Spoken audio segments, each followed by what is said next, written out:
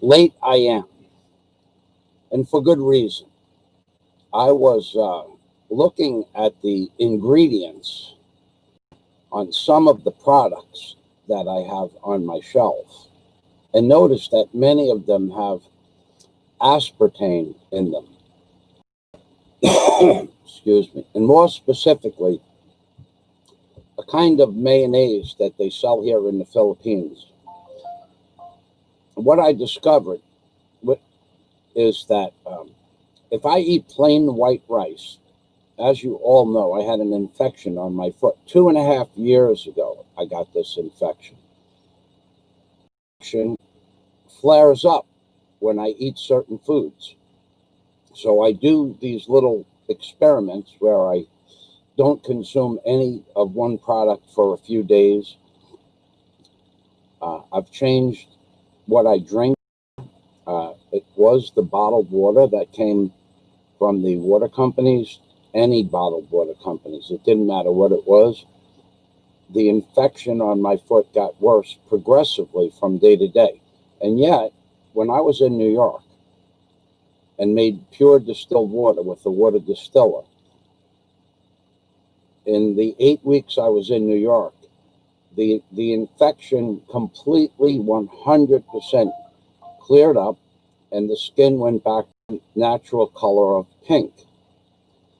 When I got back to the Philippines, I didn't have the water distiller because I had sent it in a box.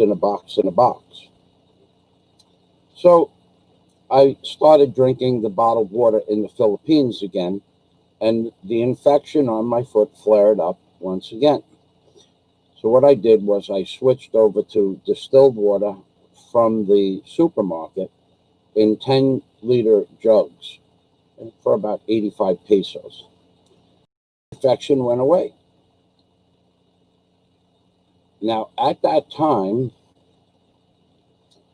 Daisy was still cooking, and she was adding something called Knorr's flavoring, like it's like a beef bouillon or a chicken bouillon flavoring. And when I would have that meal, even though it was only a very small amount, my foot would swell up to the size of, swell up big enough where it wouldn't fit into my shoe. So we talked about this, and we agreed that flavoring wouldn't go into the food. So she tried another type of flavoring called Magic Mozzarella. Well, the same thing happened. And one more, a different type of flavoring along the same lines, and the same thing happened. So we agreed not to put that in the foods. However, she made up for this with using salt that we purchased in the stores. And I said to Daisy, please don't put salt in the food. Now, no matter how much salt went in, I wanted none in to complete the experiment. But for some reason, a little bit of salt went in the food, and my foot still swelled up. So I asked Daisy if she was putting salt in the food, and she said yes, just a little bit. So we agreed not to put salt in my food, and the swelling went away. So not only is whatever was making my foot swell up in the Knorr's beef bouillon or chicken bouillon, so in the Magic Mozzarella, okay, which is MSG. The main ingredient of those two products is MSG. So when we switched over to no salt, none, zero, and we just had our foods, the swelling did not swell up in my foot. However, the lesion on my foot did open up anyway, but the swelling was not so pronounced because I had drank the bottled water from the water companies. When I switched over to pure distilled water and no salt, no spices, and that means no mayonnaise, no mustard, no vinegar, no soy sauce, and distilled water without any food spices, the swelling went away, but the bleeding lesion was slow to close. So eventually I got to the point where I just ate plain food, no salt, no vinegar, no soy sauce, no spice whatsoever.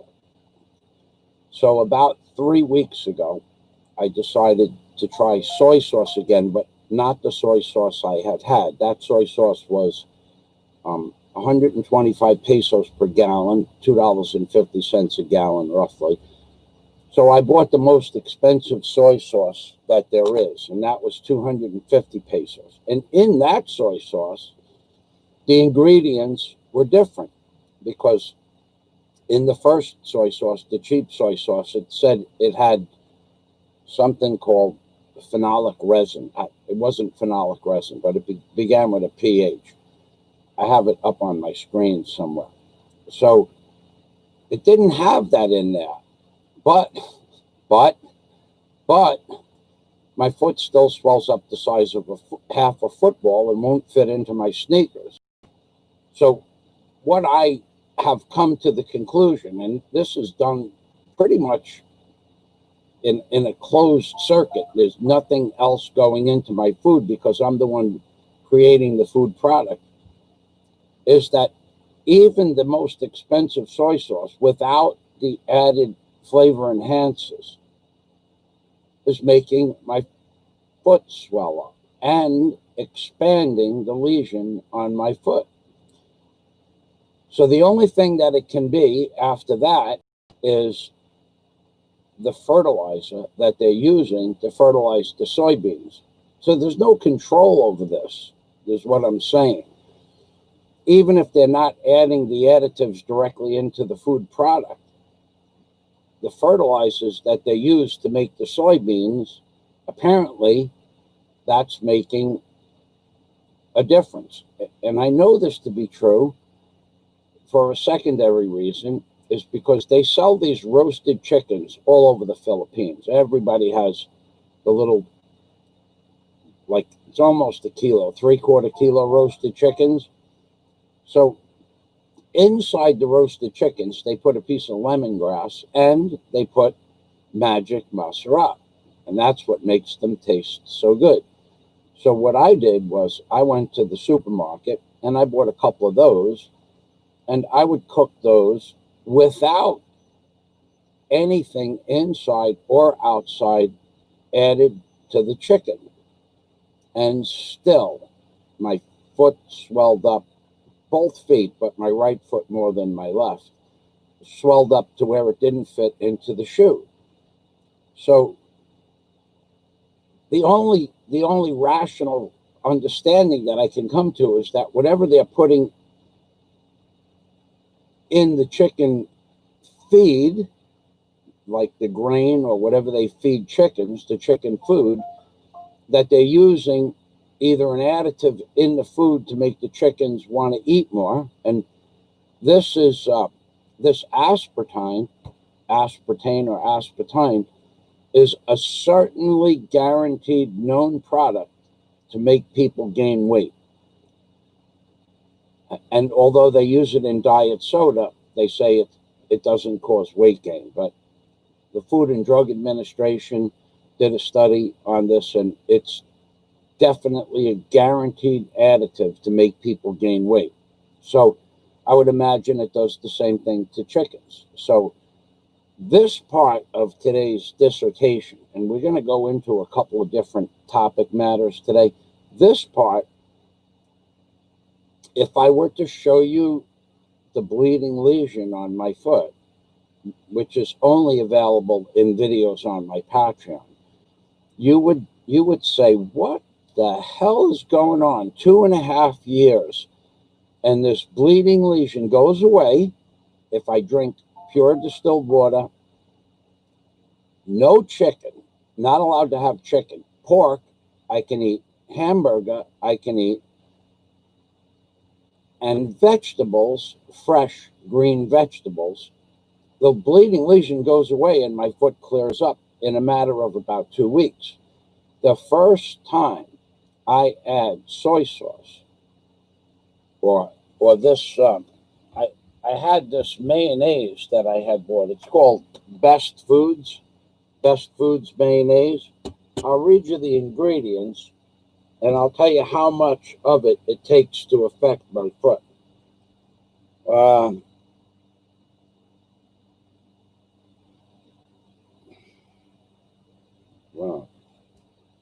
Oh boy. Soybean oil, sugar, pickle relish. You think they could make the lettuce smaller? Modified cornstarch, potassium sorbate, sodium nitrate, spices.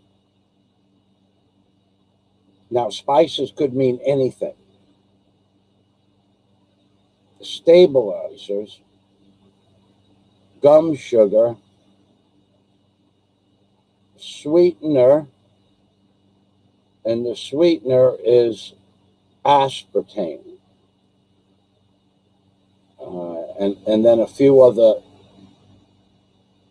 oddball name things. So they have aspartame in this. So how much of this mayonnaise would it take to make my foot swell up? In, let's say, 1 liter of rice and 1 tablespoon of this mayonnaise, and my foot will swell up where it will not fit into my sneaker if I have half of a liter of rice. So, however much they're putting in here, it may be a minuscule amount, but it's making my foot swell up. And at the same time, when the foot swells up, the bleeding lesion leaches fluid out of my foot. It's an open wound now, on and off for 2.5 years. So if I eliminate this product and I eat pure white rice with nothing in it, and pork fried, and I drain the oil, because something in the oil, vegetable oil, also causes my feet to swell up. So I've tried it. I bought a different kind of oil to fry it in, but I have to drain the oil off the fried pork, because if I don't, even the small amount of oil that stays on the pork makes my feet swell up, and the bleeding lesion leaches fluid out of the wound. Now, this is 2.5 years. Originally, this wound was caused by a welding spatter. Both Daisy and I had it on our feet. However, it's not gone away, but it did go away. When I went to New York and I drank distilled water and I ate the food that was on the shelves in New York, the foot cleared up, the lesion closed, stopped leaking, and the skin turned pink in less than 8 weeks. So what I'm saying to you is that I'm going to read an article about aspartame, and I'm going to tell you what the side effects of it are. And what I'm telling you is that they are putting products in the food that cause dizziness, nausea, cancer, headaches, stomach lesions, liver failure, and heart disease, plus Alzheimer's. Now, it says the WHO, the World Health Organization, has approved this product back in 1981 with the American Medical Association and the American Diabetes Association and the American Heart Association. Those 4 agencies approved this product in 1981. And I remember when the product was approved, and everybody was complaining about this product because the testing was not complete and they rushed it through without proper testing. They fast-tracked it. In fact, one of the presidents, who wasn't president at the time, was behind pushing the product to be allowed on the market because his investments in that company were huge. So I'm going to read what aspartame does to you, and then we're going to go on to the topic at hand, which is ninja trolls on YouTube, and why do people allow them on their channel. So let's go to aspartame side effects, the truth about the risks. All right, so aspartame side effects, the truth behind the risks. Okay, so the agencies in Europe, Canada, and many other countries also approve its use. The following authorities endorse it: the World Health Organization, the United Nations Food and Agricultural Organization. Now, those two organizations, by endorsing this, are evidence enough that this product is probably not good for you. We have now the World Health Organization endorsing products to get rid of the pandemic problem that have nothing at all to do with curing any kind of a virus or a cold or a common cold organism, nothing at all. So the vaccination, there are 39 separate genetic mutations of the COVID virus, 39. Any one vaccination will only possibly cure one. So there is that the vaccination may or may not help. However, in addition to that, the fellow, the man, the Dr. Anthony Fauci, in 2005, well, we're getting off topic a little bit, but I'll get involved with that in a moment.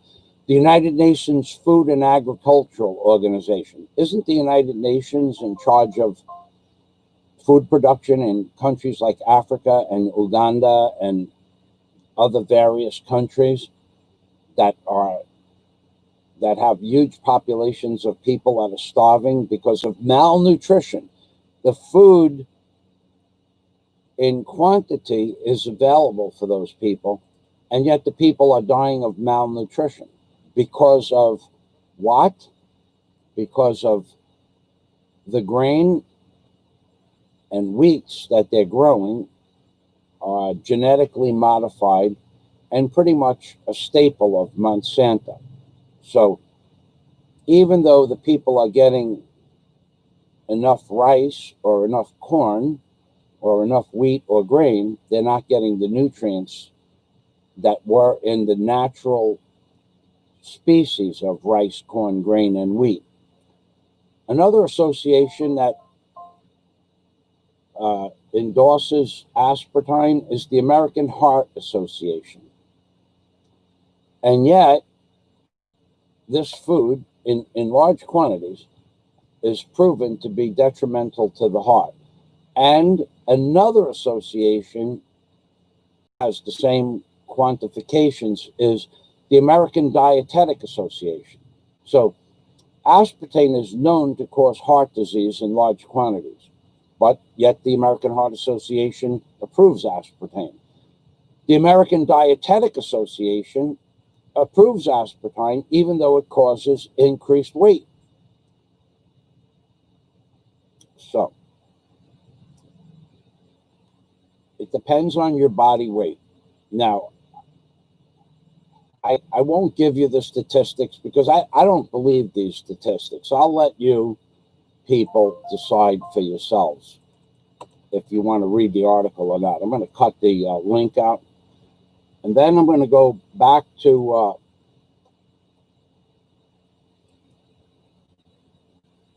I'm going to post the link 3 times, and then I'm going to go back to the side effects of aspartame. So let's threatening aspartame, 10 threatening aspartame side effects. All right. Let's see if this is the article.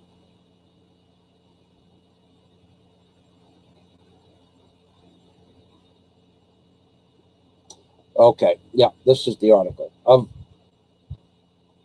headaches and migraines, aspartame is known to cause headaches and migraine headaches. That's just one. I'll go to the next one. I'm not going to read all the words because each one of these has major amounts of words associated with it. It causes depression. That's one of the side effects. It causes depression. Deep is one of the side effects of aspartame. So if you get depressed on a regular basis and you drink a lot of diet soda, or you drink, you see, the amount of aspartame allowed is 40 milligrams per person that weighs 100 kilos. However, in any product, it says you'd need to drink 19 diet sodas.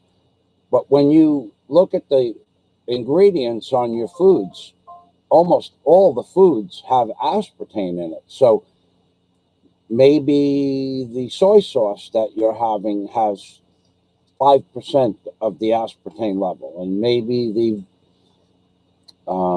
mayonnaise has another 3%. That's 8%. And maybe you drink 2 diet sodas, and that has like 4% each. So now you're up to 15% of your aspartame levels. Maybe your body's is more prone to having these problems with a lesser amount. The 40 milligrams is what the American Medical Association says. Do you really believe anything that they say? So I'll let you read this. I'm going to copy that as well. But so I'll read the next one. Besides mood disorder, weight gain. Contrary to popular belief, aspartame does not help you lose weight. Contrary to popular belief, aspartame does not help you lose weight. In fact, it can do quite the opposite and actually makes you gain weight. I will post that link. Right, Flywoods, you are right. It was Donald Rumsfeld. It absolutely was him. He wasn't the president. He was a very high-ranking officer in the political system. That's and I really thank you for that, a piece of information, because he was one of the highest ranking. Donald Rumsfeld. If you took Donald Rumsfeld in 1980 and you took my Uncle Aldo and you put them next to each other, they would look like twin brothers. In fact, there would be no way to tell the difference between the two of them. And I still forgot his name. Thank you, Flywoods. Yeah, it was Donald Rumsfeld. Without proper approval, Donald Rumsfeld had much stock in these companies. Plus, all the other politicians had it, and they pushed for this. So I'll go back to the side effects of aspartame. I was at it. There have been many recent studies conducted showing that consuming artificial sweetener disrupts the metabolic response within the body. One of the reasons for this is because artificial sweeteners provide sweet taste. In some cases, it's hundreds of times sweeter than regular sugar, and this sweetness does not match the energy or calories that food provides. And it goes to tell you why the body will gain weight from aspartame. So that's the fact that they put it in the soda and they announce it as a weight loss product, exactly opposite of what they say in the commercials or the advertisements, is what the truth is. And yet the American Medical Association and the American Dietetic Association and WHO, let's talk about the WHO in a minute. We're going to get to talk about the WHO. Increased risk of developing diabetes is another. If you have a history of diabetes in your family, if you have been diagnosed with type 2 diabetes, now avoid sugar, aspartame is not going to help you one iota. One of the side effects of aspartame is that it can actually cause a person to develop diabetes. I'm not kidding. I'll camera around. I don't want to lose the live stream, but one of the side effects of aspartame is it can actually cause a person to develop diabetes. So this is a product that's accepted by the American Medical Association and the American Dietetic Association.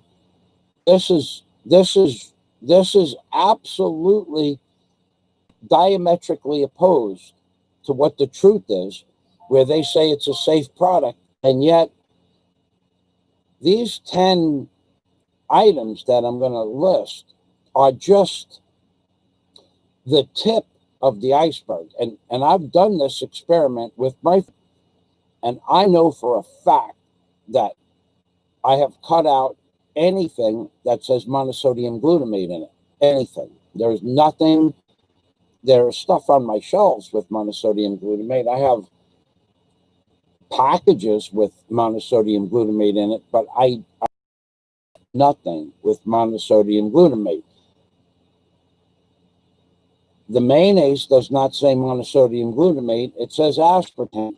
And until I read what's going on here on the internet here, I thought aspartame was safe to consume just like everybody else. But if you go to 5, 6, 7 different products on your shelf, they all contain aspartame. Even the cheap soy sauce says aspartame on the label as one of the ingredients. The good soy sauce doesn't say aspartame. So whatever it is that's making my foot swell up, flare up, probably coming from the fertilizer for the soybeans. Same like the chicken food that's causing the chickens to make my feet swell. Now, I can guarantee that in 4 weeks, if I cut all this crap out and just eat plain white rice, fried in pork, but I'm going to switch over the oil because I know for a fact the oil, even the little bit of oil that I don't dry off the fried pork, makes my feet swell. Now, how long does it take to make my feet swell? Somebody would say, does it take an hour or does it swell up by it? If as I'm sitting at the table, before I have 6 or 7 mouthfuls of food, that's how long it takes for my foot to swell up. So let's say I put a 1/4 ounce of soy sauce on a liter of rice. And as I'm eating it, let's say it took 20 minutes to eat that 1/2 liter of rice. Before the 20 minutes are up, my foot looks like a football, and the bleeding lesion opens up and fluid comes out of the bleeding lesion. It's not like a 3 hours or 1 day or 2 days. It's the first mouthful, I can feel the foot start to swell. I mean, as soon as it hits your stomach, I could equate it to if you walk past a sewer and you smell the septic water.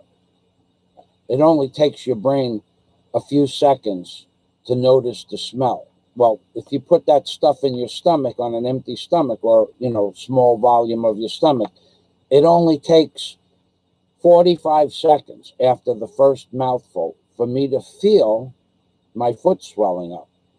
Now, I know that today's white rice that I have here, just plain white rice. I had plain white rice, and I had about, I don't know, maybe a cupful of plain white rice. No swelling. Then what I did was I put a quarter of an ounce of soy sauce, the good soy sauce, and within 1 minute, 2 or 3 tablespoons of rice, my foot swelled up. So I can't make you understand that even though I did a legitimate scientific experiment, it is, it knocked me off the site. Did it knock me off? Yeah, it knocked me off the site. Okay. So, okay, the next one. The next game. We're going to go to the next problem. Cancer. One of the scariest side effects of consuming aspartame is that it increases the risk of developing cancer. In fact, one study that was done on animals found that even in small doses, the animals that were given aspartame were developing several types of cancer. And it goes on and on and on and on for about another 250 words. So besides cancer, we'll go to the next drawback of consuming anything with aspartame in it. Causes heart disease.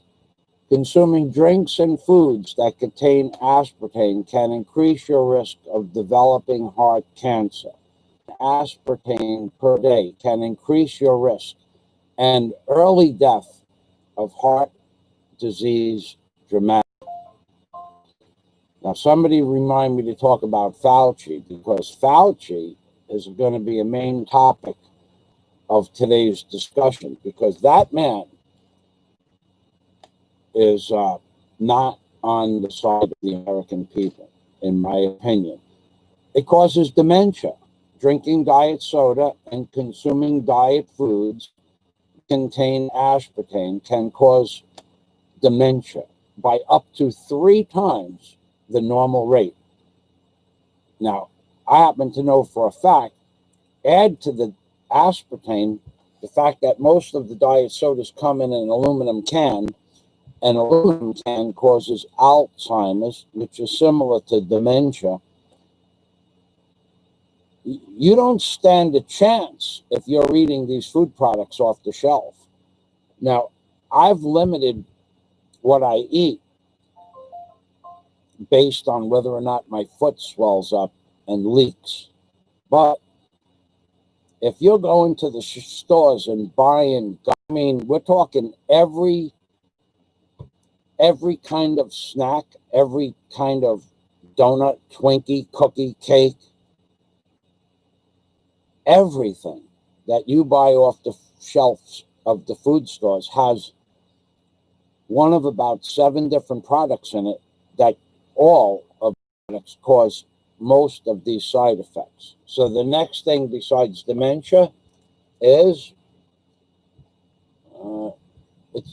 as far as dementia is concerned, the brain cannot determine between sweetness of these drinks and sugar. And that's why you gain weight. But it's also, you'd have to read the article. It's worse when it's found in powder form. It is worse when it is found in powdered form, such as used in baking, which I just talked about. And one of the things that you're going to find when you move to the Philippines is that if you go to a bake shop, nothing in a bake shop tastes like anything you've eaten in America. There is no such thing as bread that smells like bread that you would buy in America, or that we grew up with. There is no such thing as bread that smells like bread or tastes like bread. And in addition to that, there's a kind of bread, I don't remember the name of the bread that I buy. There's one bread that costs about 30 pesos per loaf. You buy it in a bake shop.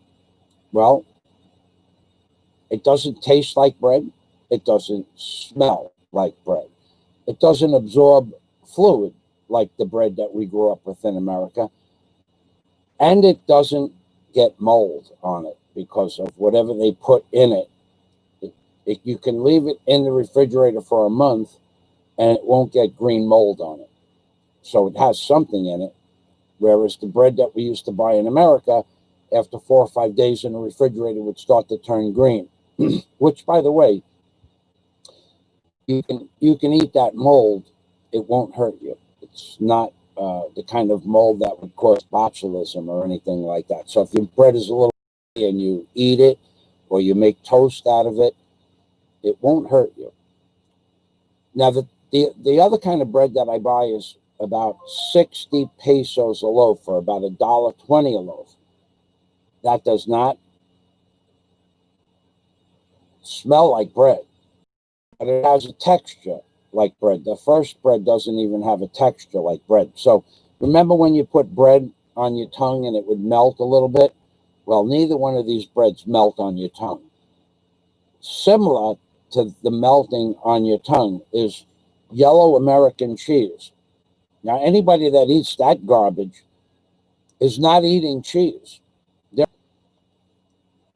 You can put yellow American cheese on your tongue and it'll stay there half an hour. When we were kids, you put it on your tongue and it melted. So what it is now is it's a form of, it's actually some sort of a derivative of a petrochemical that's cracked in a distillation plant that cracks oil, that cracks crude oil. So what they're putting in the cheese, yellow American cheese. And in all cheeses that in the Philippines,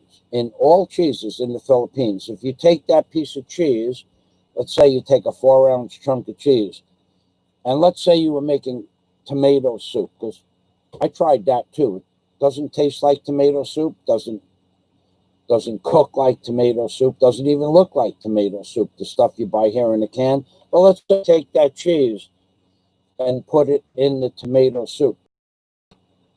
It will not melt. The yellow American cheese, it will not melt. Yet when you stir it, it breaks into smaller chunks, but it won't melt because it's not cheese. It's a petrochemical, and it's not water-based. It's oil-based. Now, I bought the most expensive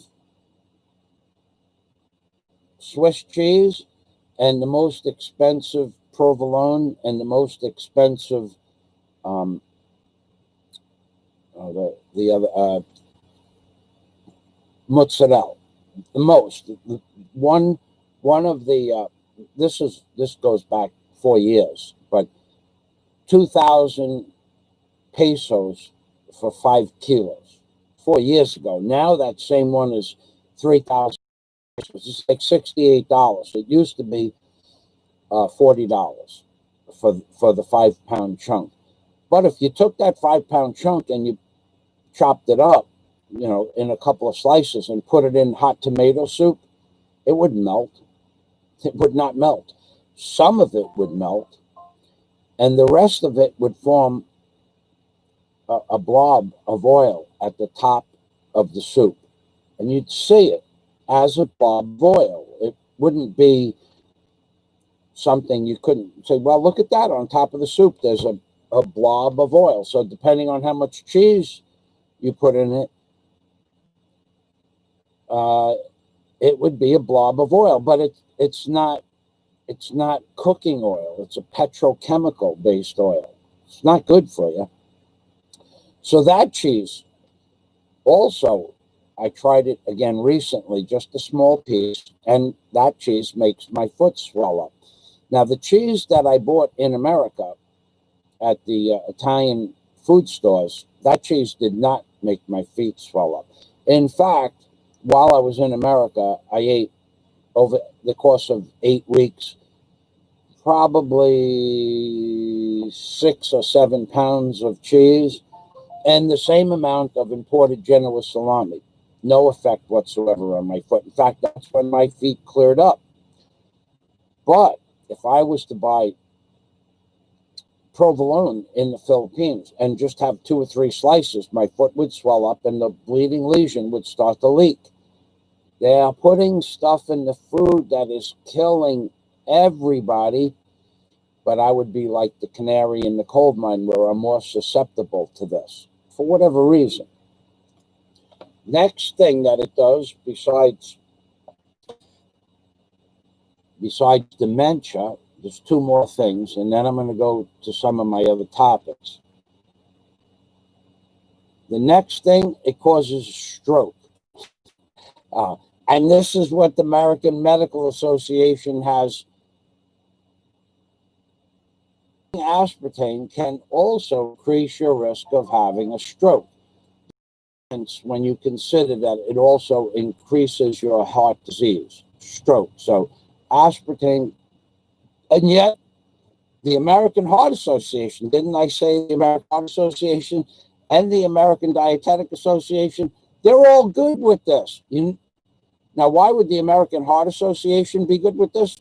Well, shit, it's pretty simple. It causes strokes. And who makes money when someone gets a stroke? Heart doctors. This isn't rocket science. Not rocket science. And it compounds the effects of a stroke. Now, the last thing that it says here, this is a good one. Brain tumors. Consuming aspartame, it increases the chance of getting a brain tumor. Now I'm going to tell you some tumors. I dated a girl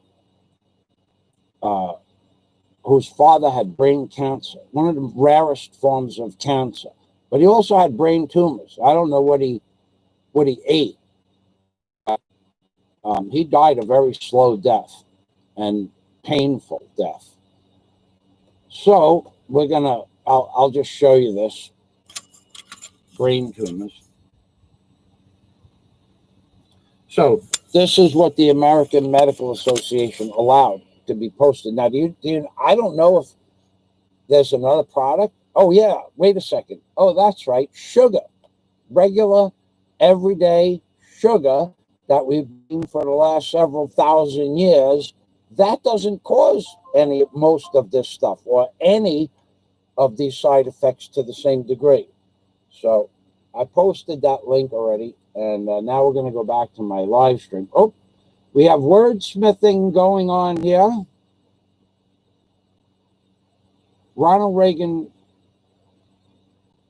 right. Okay, Flywoods with the information. Okay, Flywoods, thank you. Ronald Reagan became president and removed the FDA commissioner who was blocking its acceptance. I knew it had something to do with the president. This is stuff that I remember because I didn't watch television. I used to read this kind of stuff whenever I could. Donald Rumsfeld, as CEO of GD Searle, he pimped for a chemical called aspartame. Okay, thank you. Flywoods, wow, that's great information. And Flywoods, thanks for stopping by. I know how you value your time. Thank you, Flywoods. Scott Del Fuego. We have wordsmithing. We're going to get involved with the trolling, and we're going to talk about the good trolls and the bad trolls and the ninja trolls that made me $3,000 US. So trolls are good, trolls are bad, and trolls that are owned by ninjas are typically bad trolls, but the day before yesterday, they were good trolls. I mean, so how do I define a troll? A bad troll is Johnny Mudd, who constantly says stuff about me living in a CR or a septic tank, or talks about Daisy May. That's a bad troll. But a good troll is Murder Hornet. He was a good troll. Murder Hornet. Big shout out to Murder Hornet and George Diany. You thought I forgot those names. I didn't forget. Those two guys, they're good trolls because they abused my friend Warren. They challenged my friend Warren H., saying that Warren wouldn't donate money to a certain channel. And they said they would donate the money to a certain channel, and then Warren said he would double whatever they donated. So let me tell you before I go any further that Murder Hornet and George, they were creations, I believe, of the Ninja channel. They are Ninja trolls allowed on the channel. Ninja trolls.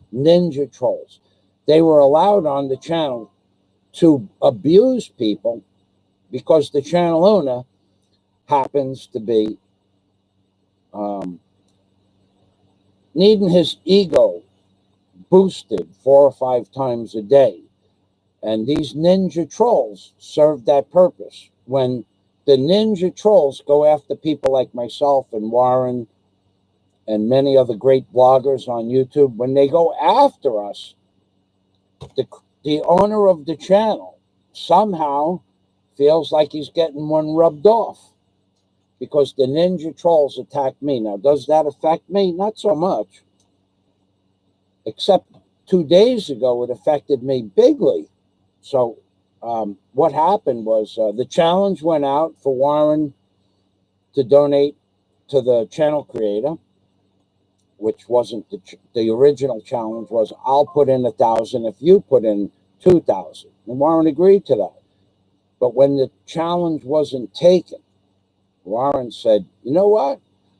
When they called Warren a Kurtaput or cheap or Tahick, where Warren didn't have any money, and they tried to embarrass Warren that he doesn't have any money. So Warren is going to teach them a valuable lesson.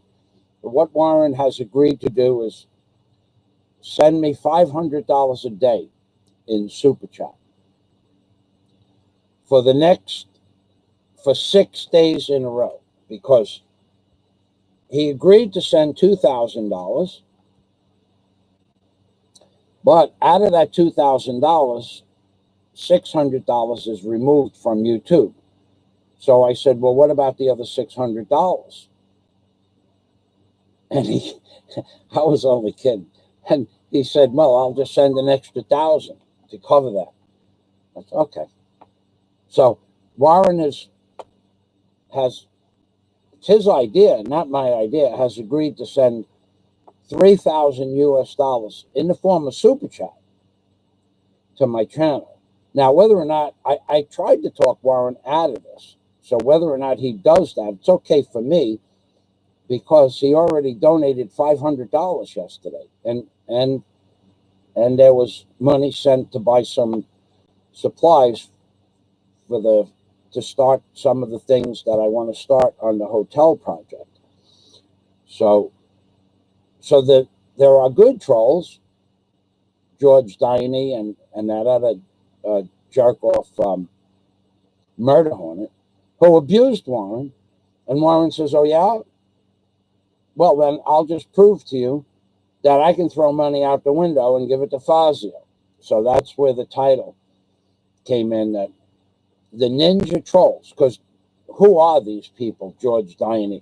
He made a channel only 4 days ago. His channel was created, and I don't know about Murder Hornet. So these are trolls, and the owner of the channel allows the trolls on the channel to abuse people, because somehow the trolls, maybe he feels that the trolls are affecting us somehow. But they did affect me. They affected me to the tune of 3,000 American dollars.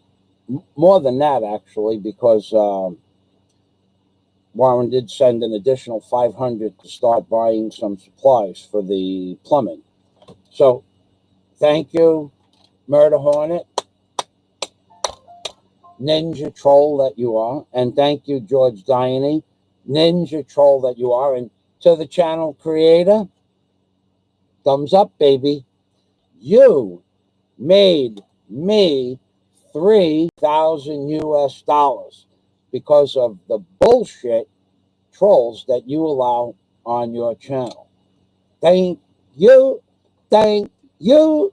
Thank you very much. Thank you. Salamat. Scott Del Fuego.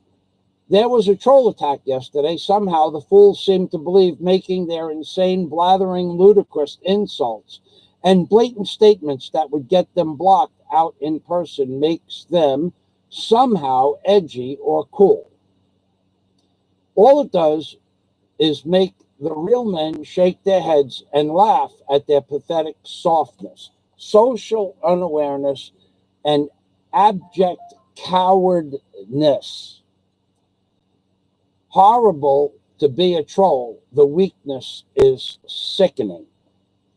But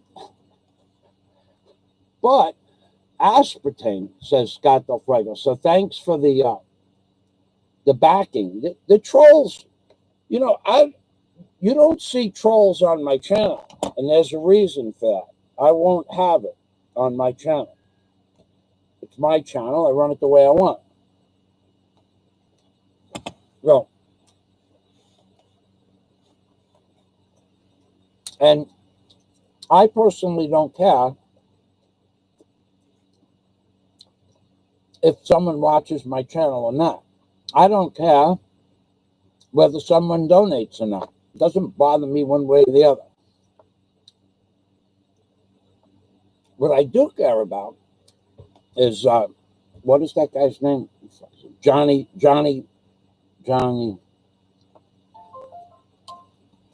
Turd, the Johnny Turd guy, constantly saying that I live in a CR and constantly talking about Daisy May. You know that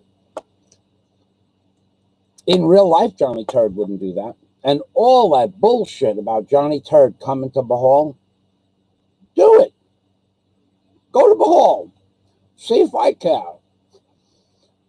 That's internet bullshit. And if you do come to Bahal, I hope you have a good time. But you come into Bahal and you're going to say this, that, and the other thing to Fazio, that ain't going to happen. You know that ain't going to happen, and I know it ain't going to happen. And if it does happen, I'm going to make a video. Johnny Turd Bowl. Unbelievable the way though. And the thing that's really funny is that the channel creator that allows Johnny Turd Bowl to come on his channel day after day. You want me to show you? I could show you the comments from Johnny Turd Bowl. Here, let me get let me see where that comment is. Johnny Turd Bowl says,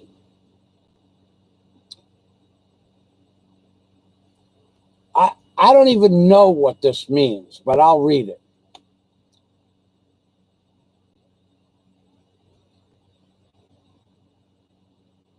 Who knew the elderly sitting alone in an outhouse could make an individual so angry? What the hell does that mean? Johnny Turd Bowl also said, Fazio can dish it out, but he can't take it back. Ha, ha, ha.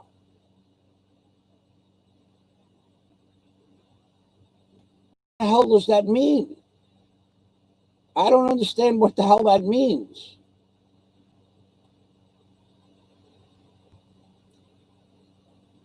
So to the guy, Johnny Turd Bowl, wherever you are, I hope you enjoy your trip to Bahal. And to the channel creators that allow this Johnny Turd Bowl on their channel,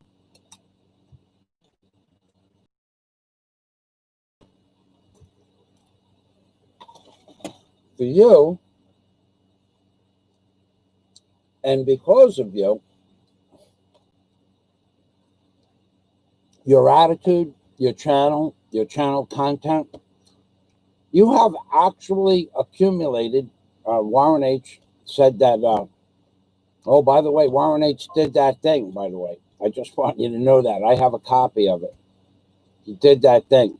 You have accumulated Warren has a list. As you well know, Warren keeps a lot of lists. Warren said total that you have accumulated 28 people that don't like you. 28 people that don't like you a lot, that don't like you more than you could possibly know. So that's Warren's opinion. And then the other thing that Warren said he was going to do, I just want you to know, Warren did that. He absolutely did that. You may or may not get notified, but he did exactly what he said he was going to do. He did not falter one bit. He did what he said he was going to do. And I got to tell you, Warren is going to do exactly what he said he was going to do when he comes to the Philippines. I wouldn't ask anybody for any advice about finding a particular type of professional in Bohol, because I already have that information for when Warren comes here. But Warren is going to follow up with everything he said he was going to do. He's going to buy definitely one jet ski. We're definitely building a hotel. Probably shortly thereafter, we're going to have an airplane, possibly 2 jet skis. And when the first hotel is done, we're going to look at another island to put a hotel on, where the property that was offered me 4 years ago is still available. So anybody out there that thinks that Warren is kidding around, and even for some time I thought he was, I didn't think he was kidding. I thought it was wishful thinking, but I know better now. So I'm going to tell you that when Warren said he was going to do something 3 days ago, like give me or prove that he has money, he's going to prove it. He's going to prove it. And when he said he was going to do something else, he did that. He did that, and I have a copy because I do, and it's 100% documented, done. Warren is not afraid of what some troll on a channel says. He doesn't give a shit about a troll. And when Warren gets here, we're going to build a hotel. If my house is sold by that time, we'll use half my money and half his. And if it's not, we'll use his, and he still gets half the hotel. But all of that shit's going to happen, as is the promise that Warren made to come to the Philippines and do other things, which coincide with the things that when the lockdown ends, Big E is coming to Bohol to do, and also Chi Corsairs. All of these people I keep in touch with, they're all gung-ho on one big party in Bohol. So to the people out there that keep abusing myself and Chi, Big E, Warren, whoever, you should understand that although you guys have no names, no identification, the ninja trolls, you have also no power. And you have nothing to back it up with. We do. And as far as people believing in their fantasies are just that, inside their mind. What you think is the truth may or may not be reality. But what is the truth is that the people that said they're coming to Bohol to accomplish a certain task have never faulted on their belief that that task was going to be accomplished. Just understand that the people that are coming to Bohol, we're going to have one big party when they get here. Well, let's go back to the. Oh my God, we have super chat. I got to get a pot. Whoa! Let me read a couple of comments and then I'll get a pot. Scott Del Fuego says aspartame and other artificial sweeteners raise blood sugar by damaging the gut bacteria. I didn't know that. I didn't read that part. So my daughter, so Scott knows this because his daughter is type 1 diabetic. It would not spike it, but would definitely raise the ALC significantly. Horrible stuff. But yeah, well, that mayonnaise that's in that jar, I'm going to just throw it out because that's been in my refrigerator probably a year now. And when I used it last night, it made my feet swell, and that's it. We're done with that. Bill James, Michael, if you ever get a chance, get an x-ray or MRI and check for a bone infection of that foot. No charge for this advice. Bill James, I've had x-rays, I've had swabs, I've had 40,000 pesos worth of doctors and hospital bills, and the only thing the infection go away is not eating the shit that's in the food. There is no bone infection, although that is possible, but not for me. So I've already gone through all of this. Let me tell you something, Bill. Not to be an asshole, but I'm going to tell you about the doctors here in the Philippines. 3 hospitals and 5 doctors. 40,000 pesos in doctor bills, medicines, and salves. Nothing changed the infection 1 iota. Nothing changed it. But if you were a member of my Patreon community, you would see how bad it got. When I went to New York, as at its worst and most intense level of infection, we're talking 2 inches by 2.5 inches, open bleeding lesion wound on my foot. When I got to New York, all I did was eat the food in New York and drink distilled water, and in 8 weeks it went away. You're not listening. Well, you may be listening, and you may think it has to do with a bone infection, but a bone infection wouldn't go away, would it? But it's not just that was on my foot. There were other spatter marks from the welding rods, about 7 on my right leg and probably 5 or 6 on my left leg and foot. All of those. Also, if I eat soy sauce or anything with aspartame in it, all of those, even on my shin or the muscle, the calf muscle, if I was to drink enough soy sauce, the left leg that's completely healed, where those 6 or 7 marks were on my leg, would open up on the knee, on the foot, on the calf. It wouldn't make a difference. It has nothing. It's a good suggestion, but it doesn't have anything to do with the bone. Because if it did, how would it open up a wound that's been closed for a year on my left calf muscle? If I eat too much of this garbage, the wound that's been closed, the skin's grown over, it's all pink, it's got hair on it.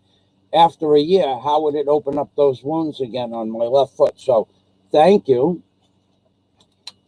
And I've already done everything that you said. Escaping to the Philippines. Well, now that's a guy that I want to meet. Larry, how the hell are you? This is Big Head. Big Head. My friend Carl loves your videos. In fact, Carl wants to meet you, and he lives in America. Carl Vella. Larry, thank you for the super chat. That is really cool. Thank you. Now, Larry, you want to talk about funny? You want to talk about a funny guy? This man that you see on your screen who super chatted me, thank you, by the way. Escaping to the Philippines. If you guys aren't subscribed to his channel, you need, and if you need to laugh at a guy that has a Clark Gable rap to women, millennial women. This guy, Larry, man, blogger, YouTuber, Larry, it's more than a gift of gab. It's more than that. It's much more than that. It's a man's natural ability to make women enjoy his company. All women. Doesn't matter. He is not particular whether they're skinny, overweight, even they don't have teeth. Larry will make them laugh and show their tooth. I am telling you. And then he'll say to them, come on, don't be afraid. Let me see that tooth. Show me the tooth. And the girl will go, and she'll show you the tooth. And he goes, that's probably good for corn on the cob if you just want to do one line at a time, something like that. He's got to be one of the funniest guys on YouTube. In the Philippines blogging community, single men that come to the Philippines with a plan. The plan is to enjoy the company of the ladies. However, most men come to the Philippines for that. Now, not all, but most. The difference is Larry escaping to the Philippines. This man can make anybody laugh, any of these women laugh. He can make them show their tooth. I'm telling you, it was a girl with just one tooth. She had one tooth. Come on, don't be afraid. Show your tooth. Come on, everybody wants to see your tooth. And she showed her tooth. She made a big smile with one tooth. How do you make a smile with one tooth? How do you make a girl laugh who has one tooth? Escaping to the Philippines. He's a very talented man. Very talented man. He could do wonders with nothing. He works wonders with not much. There were some videos that you had on your channel. This guy, I'm telling you, it's a man after my own heart. A man after my own heart. That's all I could say about Larry. Well, I could say a lot more about Larry, but Larry would be...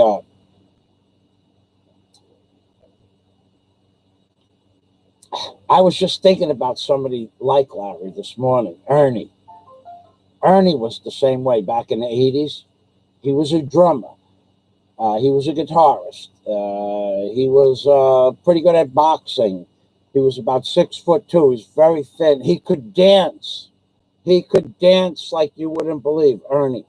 He was a key figure in the 1980s in the area that I grew up in. And we were a group of 36 men, friends, and our girlfriends. So there were 72 of us about altogether. But Ernie pretty much kept the group together because he always was organizing John to get tickets for whatever concerts were playing locally or Radio City Music Hall. We would get like 12 seats for 5 rows. The first 12 seats for 5 rows. We would go out to the movies to see like the movie Top Gun. 30, 40, 50 of us at a time. We went to see Johnny Mathis play at the Westbury Music Theater, the one that revolves around in a circle. John had special access to the Westbury Music Theater, so pretty much once or twice a month we would go to the Westbury. But Ernie, he could make a girl do anything. He was like a magician with women. The only person that ever came close is Larry from Escaping to the Philippines. I'm going to bang a pot in The Blessing of the Larry.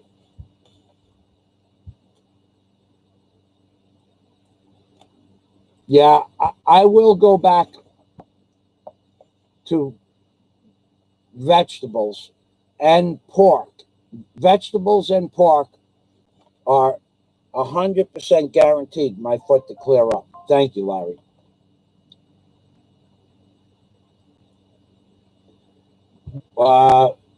If you want, you can post a link to your video, and I'll allow it. Or if Scott, you want to get his link to that, I'm in Cancun. How can you get to Cancun? Isn't it quarantine?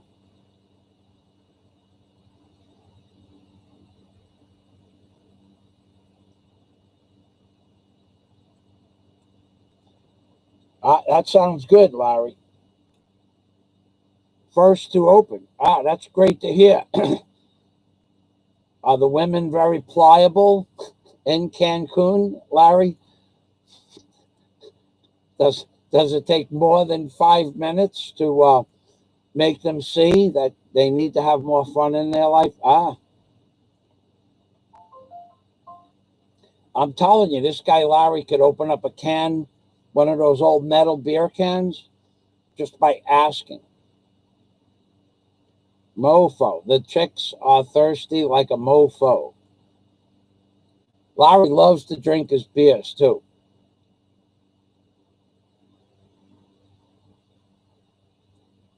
Larry is to the Philippines. You guys want comedy. And okay, there's a lot of guys out there that never knew how to talk to women. Or were a little bit shy around women. If you want to see how not to be shy, make the women laugh, and they enjoy Larry's company all at the same time.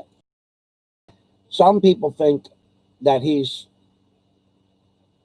coercing them into something they don't want, and I don't think that. I never thought that. He does. He brings out, let's say, he brings out the best in them. Sometimes he brings out more than the best in them, and they'll put on a G-string.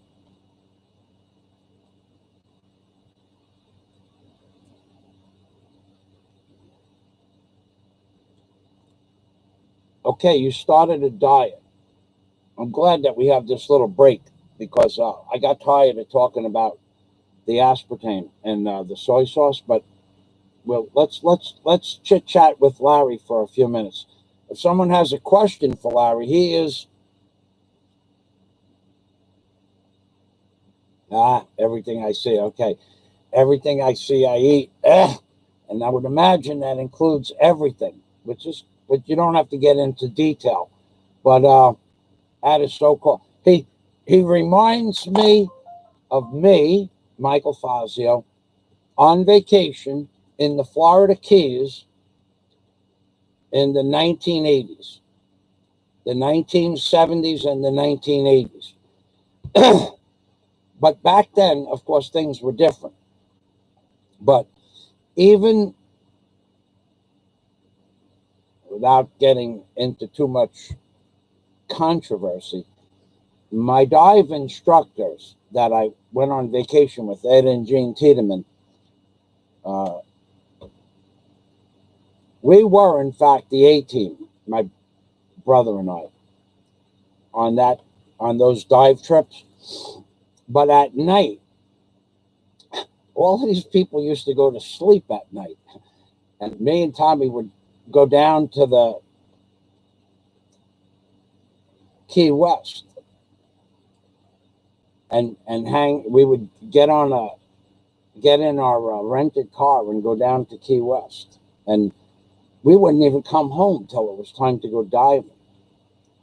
So we would dive all day, have dinner with the group, and then we go to Key West and party all night. I mean, like all night. And then we come back and sleep on the dive boat for 2 hours. And when we got to the dive site, they'd wake us up and we'd dive and we'd go back to sleep on the boat on the way back. And then we would sleep for a couple of hours. In fact, we figured out a way. So at the end of the day, each dive group was responsible for their dive gear, to wash off their dive gear. Let's see what Larry has to say.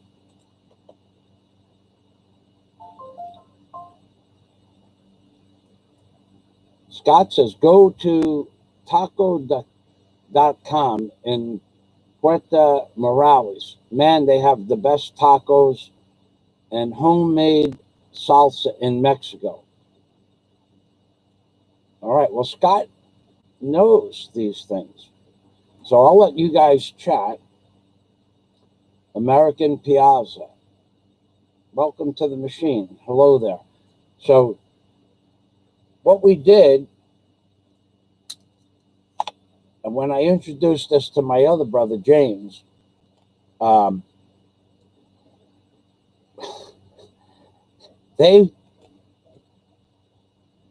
got to tell you, the rental car company probably didn't enjoy this as much as what we did, but this is what we did. So at the dive resort, there'd be like 200 people putting their tanks and their dive suits and masks, regulated tanks, fins, and snorkel, and they would have to put them in basically giant garbage pails and rinse the stuff off. But on the side of our house, the apartments that we rented in the Marathon Hotel, I forgot the name of the hotel. And anyway, there was a hose for the gardening. So what we did was we just left the gear in the trunk of the car, and we just filled up the trunk with water.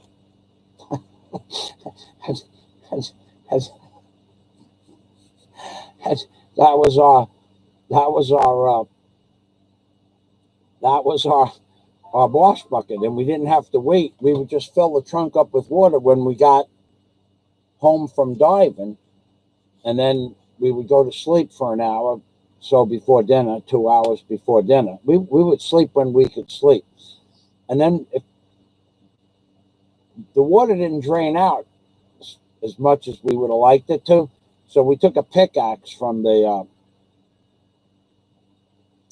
gardening shed and just made a little hole in the bottom of the trunk, and then and then not so big that it would bother anything, but something that we could put a stick in so that we could fill the trunk up the next day. So that we solved that problem. But the three of us would go down to Key West, and we would fucking party for after dinner like Larry parties now, except it was a lot easier. Number one, we were all in our 20s. Number two, they didn't have any of the diseases or the hang-ups that they have nowadays about sex. And number three, we had a lot of money. That was basically what it boiled down to. We had a lot of money. We all had businesses.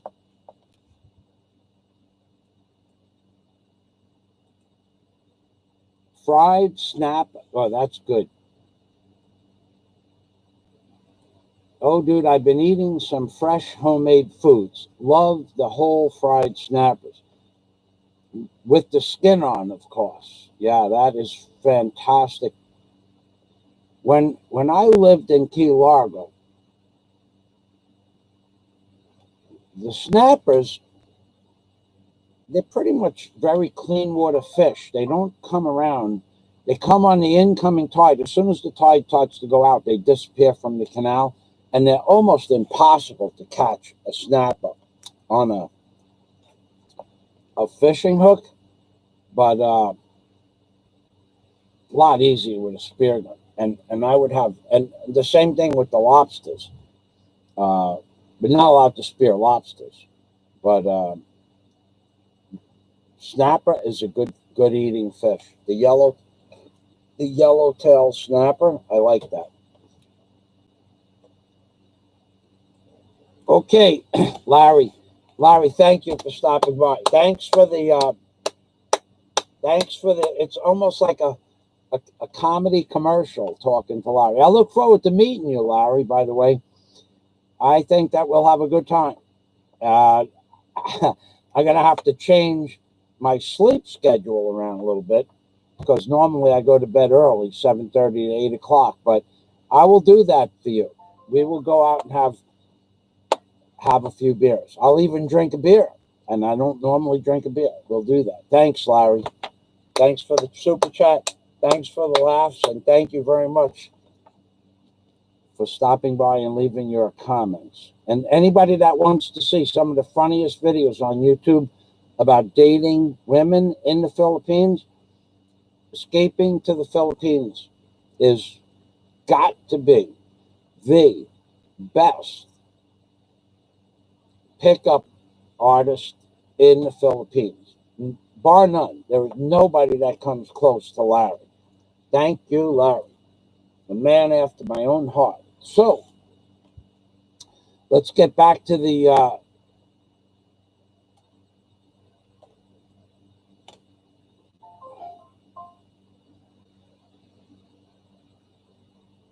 okay, so we talked about the Ninja Mutant Trolls who earned me $3,000 this week. Thank you. Let's talk about the Bible for a few minutes. I got to tell you some stuff about. I should tell you about my channel. Okay, no matter how many more subscribers I get on my channel, no matter how many more videos I post, the statistics on my channel go down every month. It's been like that. Let me think. Going on 5 years now.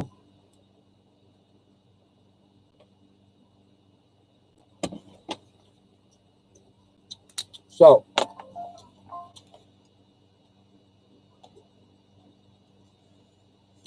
I'm going to show you people something that's not really possible, but it is what it is. I wrote a book called Angels on the Ark by Michael Fazio. Here's the book. For those of you who don't know where it is, it's on Amazon.com. And it's an ebook. It's a Kindle edition. $99. It's in the Kindle edition, it's 1,700 pages. And it has all the bells and whistles. Search engines, how many times a particular word appears. You can search any word in the book. And it's about the fact that the green side of the dollar bill, it's not something that looks like the Ark of the Covenant. It's not something that it might be the Ark of the Covenant. It is a pictograph that is a 2-scale version of the measurements of the Ark of the Covenant given to Moses when he was going to build, and the artisans to build the Ark of the Covenant. Okay? Don't make any mistake what I just said. That's the truth. I am the only person in the history of the world that has ever said that the Ark of the Covenant is on the dollar bill. There are millions of views of my videos. So I think I have 9 million views now. Now, most of the videos that I have the most amount of views on are Skull and Bones on the dollar bill, Ark of the Covenant on the dollar bill, and Owl on the dollar bill. Those are the main videos that gave me most of my views, those kind of videos. However, if you Google, I'm going to put the link for my book down if you want to take a look at it. It's only $3. Most people don't have the brain trust to read anymore, but for those of you who... Hello, Warren. Thanks for stopping by. And I'm just talking about how I was Googling my topic matter from the book, Angels on the Ark, and that I'm the only person in the history of the world that said the Ark of the Covenant is on the dollar bill. And if you Google that, if you Google Ark of the Covenant on dollar bill, comes with nothing. Nothing at all comes up. And when I say nothing, I mean nothing that from my channel. Other people's channels, yeah. So here's the book again, and I'm going to kill that link because I want to open up some other links up on the top.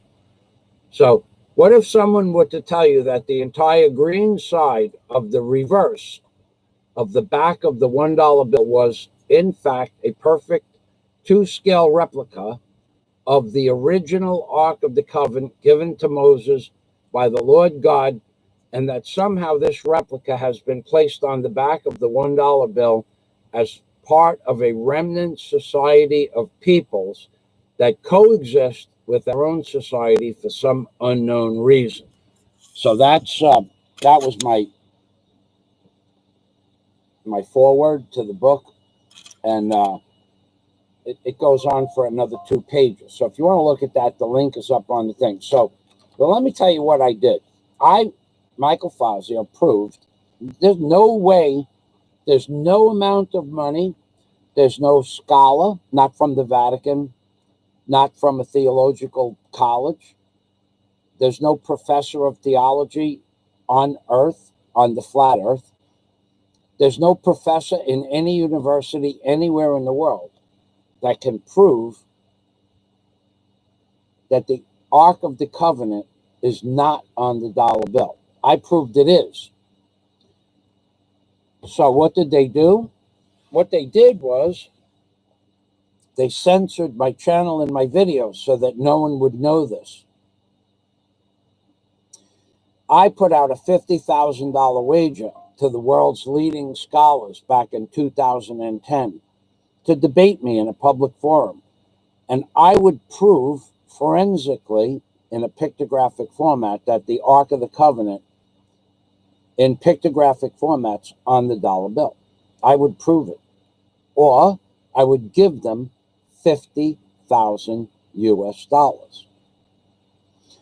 No one would ever take my challenge. No one ever has taken my challenge. No one in authority, no professor of theology, not the 2 world's supposed leading experts on what the Ark of the Covenant is and what it looks like and how it's described in the Bible. So what I just read to you is that the Ark of the Covenant in pictographic format, 2 scale to the measurements taken from the book of Exodus, supposedly from God to Moses to build the Ark of the Covenant. I'm telling you that those measurements, 2 scale, are on the dollar bill. On the dollar bill, and it forms an Ark of the Covenant pictographically with every detail of the Ark of the Covenant given to Moses and how to build it. The bullocks, the lion, or the oxen and the bullocks, all of the attributes and characterizations of the Bible that were given to Moses to inscribe and to create the Ark of the Covenant, they're all on the dollar bill. And yet, Alex Jones, who's supposed to be, first of all, he's a government shell, he works for the CIA, but Alex Jones, who was supposed to be a truth movement person, heard my story and said, no, we're not interested. Where I proved not just that the Ark of the Covenant was on the dollar bill, but I proved if you go to my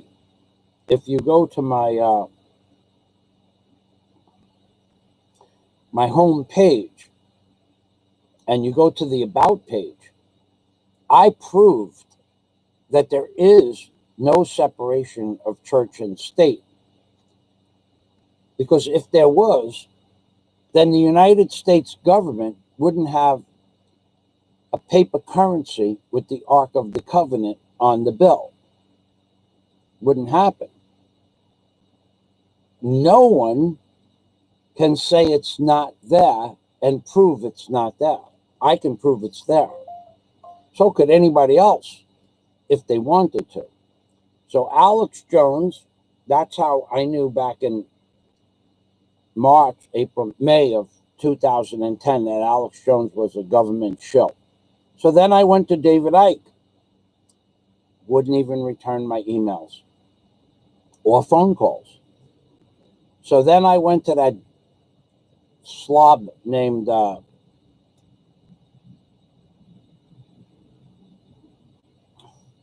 I don't like this guy so much. He's supposed to be the leading expert on pictures on the dollar bill. George Norrie. George Norrie from the radio show. He wouldn't have me on the show either. Even though this topic was new, no one ever talked about it. He would not have. He knew immediately after I talked to him on the phone, he did not want to have this topic. When I told him what I proved, he goes, "No, we're not interested in that." The other guy, the other piece of garbage that with arms and legs, I forgot his name. I'll remember it. Anyway, I wagered Eric H. Klein from George Washington University in Washington, D.C., the number one leading expert on what the Ark of the Covenant looks like and the description of the Ark of the Covenant. And he's the professor of theology at George Washington University. And if someone has a question about the Ark of the Covenant, he's the first person in the world, the go-to man to find out any information about the Ark of the Covenant in the world, on the flat earth, of course. And also his buddy, Mark Goodacre from Duke University, second world's leading scholar. Mark had a different opinion about the whole thing. Him and I had a little bit of an argument. Not him and I, but Jim West. Jim West and I had an argument. And they put up a website against me. And they reported me to the authorities because I said that the government was evil. And there was a couple of other things. But so now they're all of a sudden they're defending the government, these guys. Plus I had a little toy about the size of the head of this razor blade right here. A little toy gun. And I had it holding the dollar bill down on when I made the video showing the people that the pictures on the dollar bill. And Jim West and Mark Goodacre from Duke University reported me to, I'm pretty sure it was the FBI as that it was some sort of a threat to them but I had like 5 or 6 different Mattel toy cap pistols. I was doing videos on Mattel toy cap pistols that day, and they took it in their little paranoid minds as a threat. So I think that website's still up somewhere, but nothing ever came of it because it was just a video about dollar bills and I had little ducks and swans and little bears, all my toy Browns collection and toy guns. Either way, nobody has ever taken the $50,000 challenge. But now it's gotten to the point where when I first opened up my YouTube account, when it was owned by YouTube, if you Google owl on the dollar bill, the first 100 videos, because other people put the owl on the dollar bill, the first 100 videos would be mine for 2010, 2011, and part of 2012. The first 100 videos, 95 would be my videos. And that's how many I had. I had 500 or 600 videos. Owl dollar bill, Skull and Bones on the dollar bill, Ark of the Covenant on the dollar bill. So if you Googled owl on dollar bill in the search engine, the first 100 videos that came up in Google, YouTube, or Google, 95 would be my videos. And I was getting like 1.2, 1.3 million views a month. They have removed my name from the search engine. Whereas now, if you go to Google and Google owl on the dollar bill, you won't see any of my videos for at least 4 or 5 pages, and then there'll be one. I'll show that to you in a minute. So, okay, so let's go over here. So I should show you that before I show you who actually wrote the Bible. Okay, I'm going there. Okay, so now my video is Ark of the Covenant on the dollar bill. I'm the only person in the world, and I am the only person in the history of the world that ever said the Ark of the Covenant on dollar bill exists on the dollar bill. And it doesn't even come up in a nearby search. So if I copy this, I'll cut it, and then I'll post it up here. And if I Google it, if I click OK, watch what happens.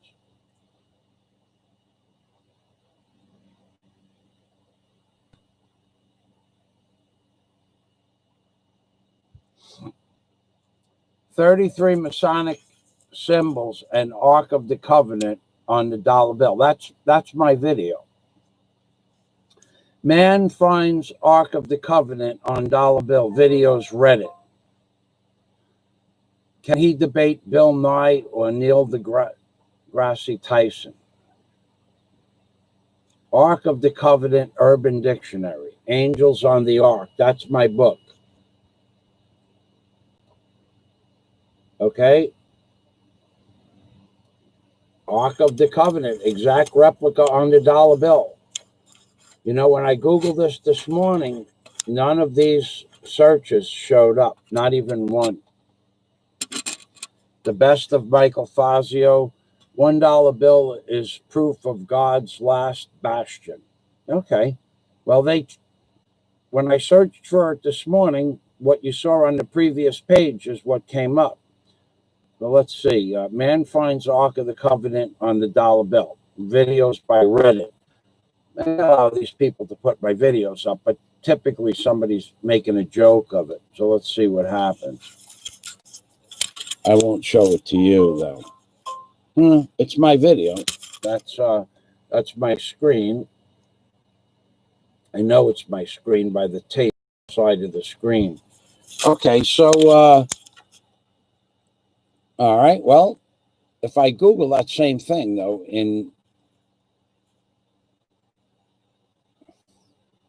let's go to my, let's go to Hoodwinked by an Angel, my home page, and see what comes up. So my point was that if I go to Google, which is now run by the CIA, and of course they don't want the truth to ever come out. So I'll put, this is my home page. I'll put that in there, and we'll search for that. Ark of the Covenant on the dollar bill.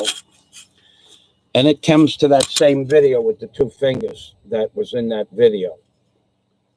Vatican, Ark of the Covenant on the dollar bill. So it comes to some of my videos, but not all of them. Okay, well, it wasn't like that this morning, but it is now. So let's go to another topic. Skull and Bone, Owl, OWL, because this is the one that they really are burying deep. Owl, dollar bill. Okay, let's see what happens there. It's not my video. Not my video. Not my video. Not my video. Not my video. Not my video. Not my video. Not my video. Not my video. Not my video. Not my video. Not not not not not not not not not not not not not not Now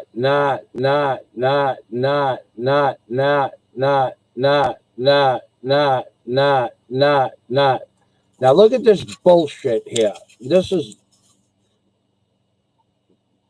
This bullshit.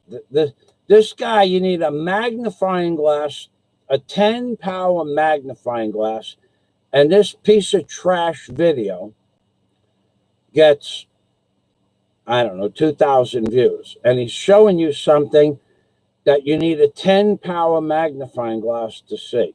This is what they put up on as the owl on the dollar bill. Well, let me show you what the owl on the dollar bill really looks like. First, it looks like this. That is the feathers of the snout of the owl. These are the eyes of the owl, and these are the wings of the owl. And if that's not clear enough for you, I colored in the eyes of the owl. Now you have, this is the hog-nosed bat. The owl is upside down. Now let's go to this little pictograph here, skull and bones on the dollar bill. That's a skull and bones. If you take a dollar bill out of your pocket, I'm going someplace with this that I've never gone before. If you take a dollar bill out of your pocket and you fold it like this, which is a real dollar bill, that's what you're going to see.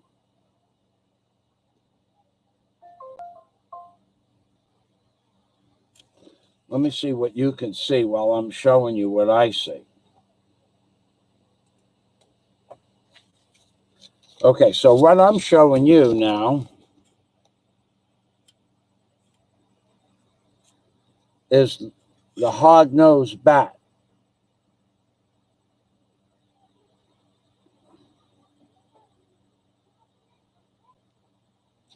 Which is this one here. That's what happens when you fold the dollar bill. This is an actual picture of a dollar bill. But let's go to Google and let's Google skull and bones on a dollar bill. Because this morning, for 10 pages, not a single one of my videos showed up. 10 pages. So let's go here.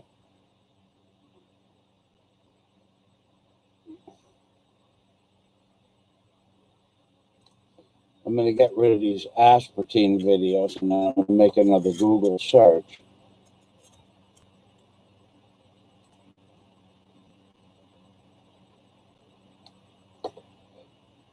Okay, so I'm going to go back to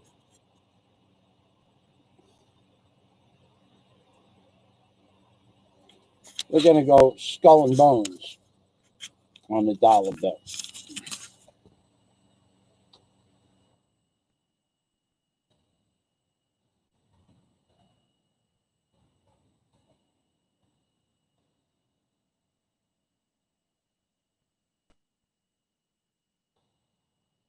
Skull and bones on dollar bill. Let's see what happens there. They should all be, they used to be all mine. Now look at this piece of garbage video that has 600,000 views.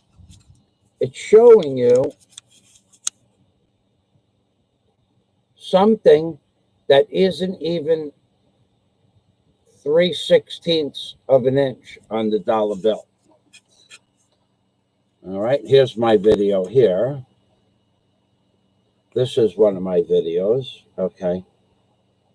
This is another video. So this morning when I did this, it did not show up like this. I gotta tell you. So I guess after you Google it twice, the search engine changes. So let's go over here, open up another page.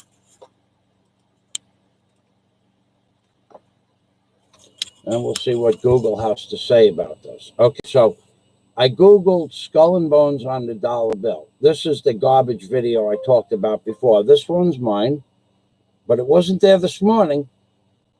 This one's mine, but it wasn't there this morning. This one's mine, and it wasn't there this morning. This one's mine, and it wasn't there this morning.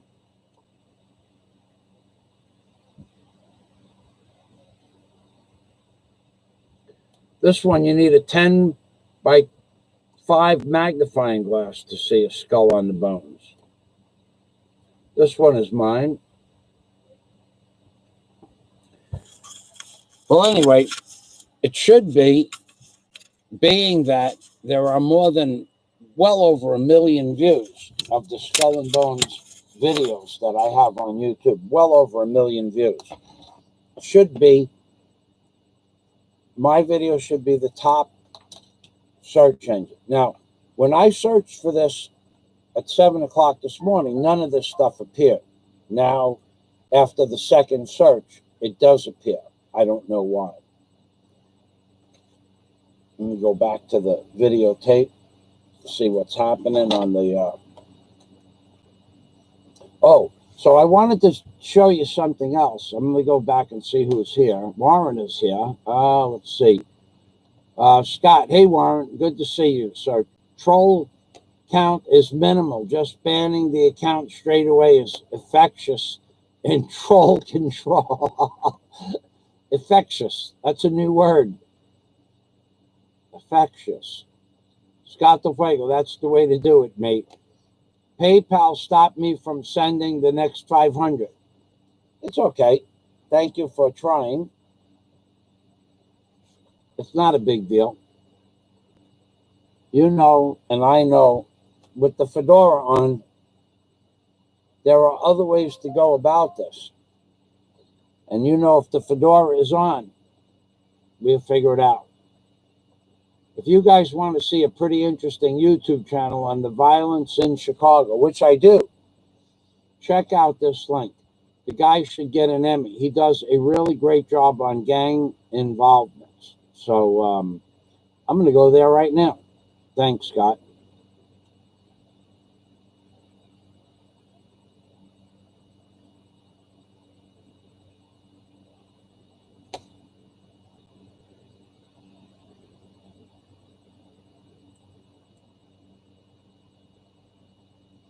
Well, that's good news, Warren. Let me go to that link that Scott posted. That's right, Scott. Let me go. I want to see that link. Because this violence in America, boy, I got to tell you, I don't miss that crap here in the Philippines.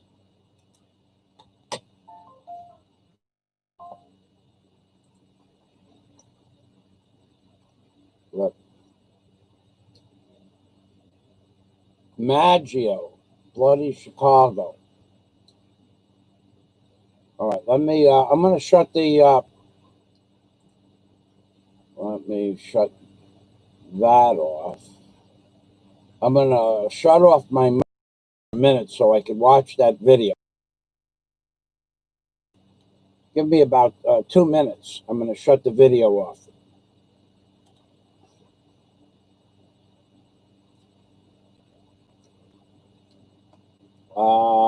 I saw that wrong. I don't even know. It can't be his account because he's blocked. So he had to make another account. Wow.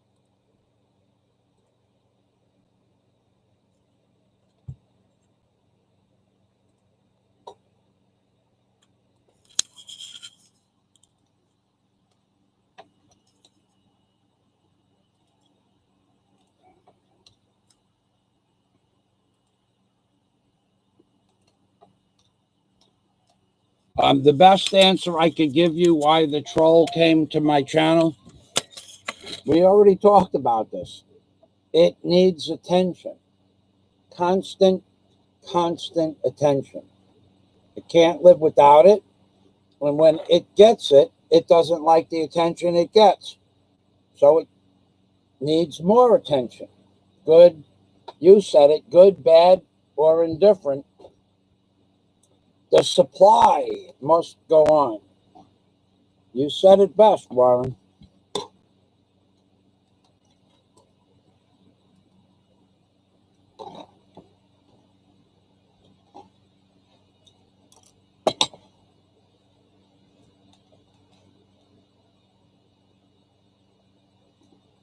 I'm going to go back. I want to watch one of those videos.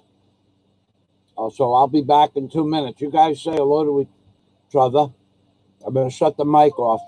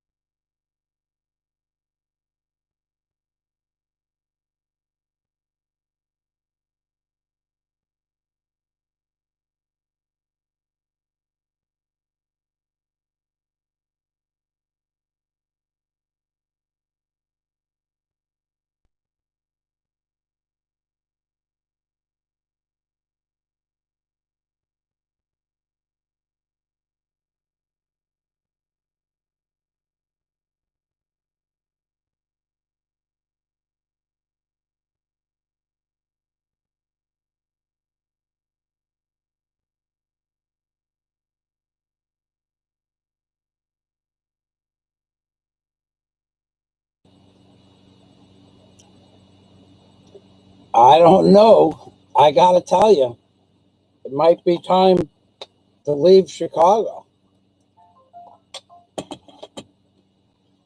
Holy crap. 89 people were killed in the month of June in Chicago, it said, and only 50 people in the year of 2019. That's a lot of people.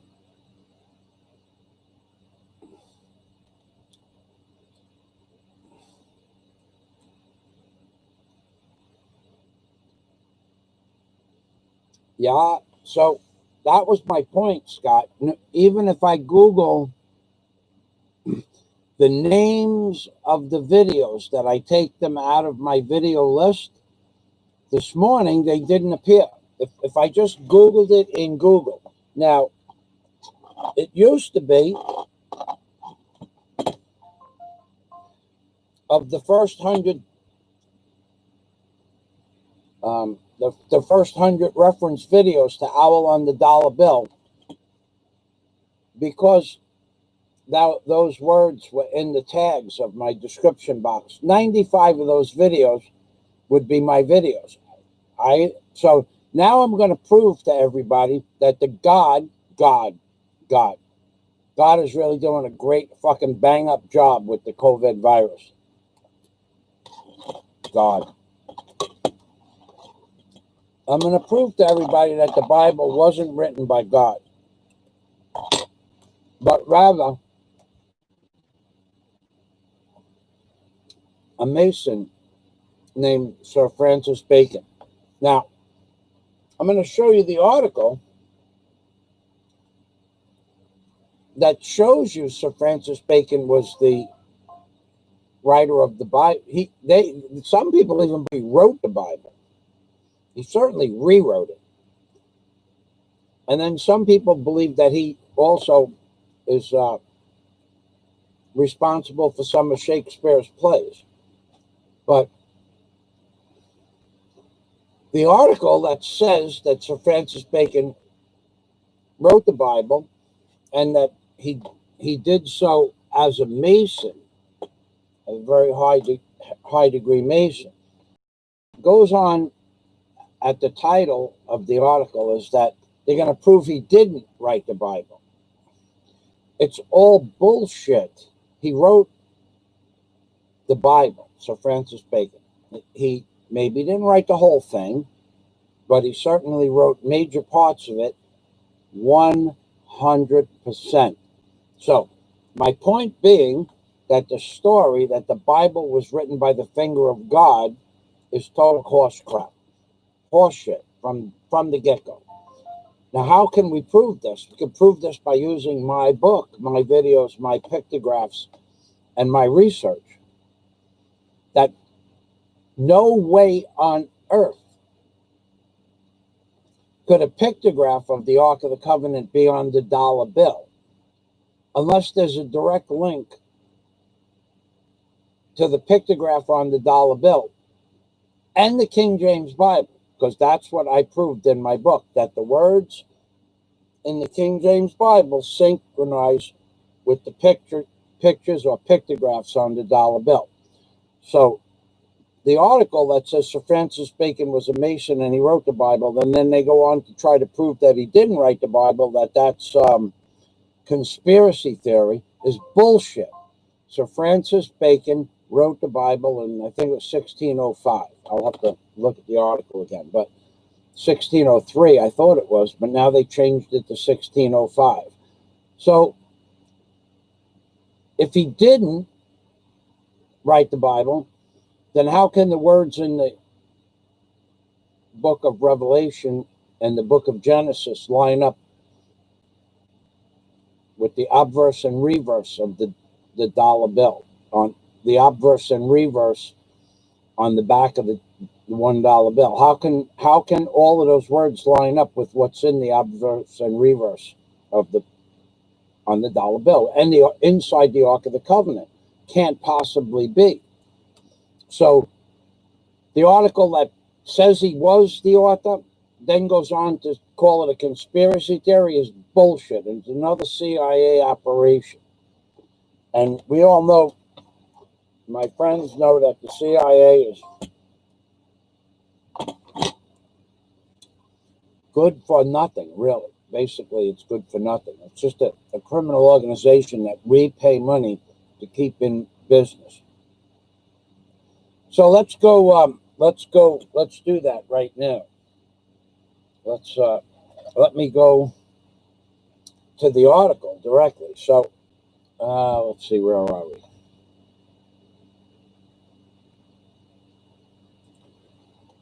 All right.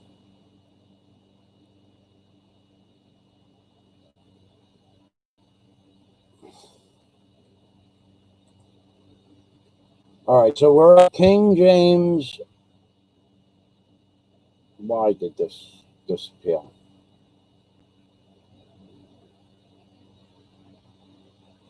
Hold on a minute. I have 3 links open.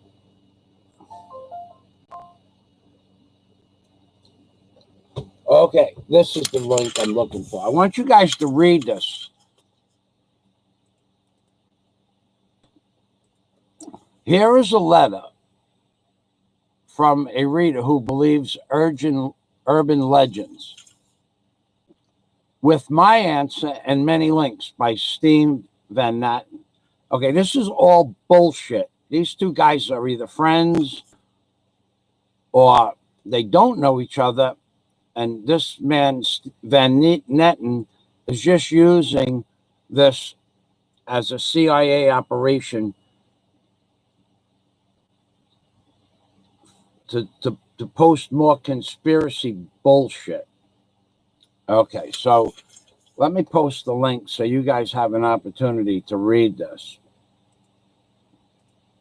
There is the owl on the dollar bill. That is the snout, the eyes, and the wings. All right, let's go back up here.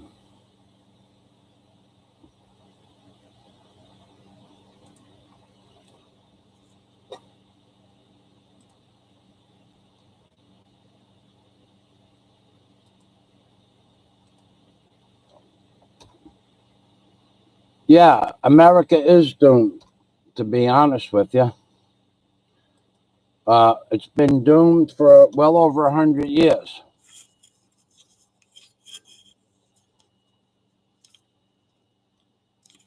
The plan was, in the book, I go into some depth about this, but in many videos I talk about this.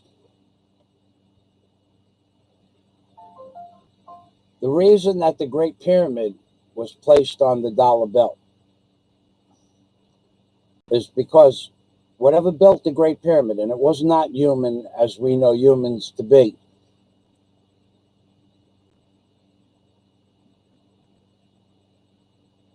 whatever built the Great Pyramid also decided to create a new civilization and series of countries, and then have America rise to one of the top powers in that civilization. But at the same time, before the Great Pyramid was built, this plan was in place. Now, the bullshit that you get from authorities is that the Great Pyramid is 6,000 years old. That's total horseshit. Okay, that's just total horseshit, number one. Number two, they tell you that the Sphinx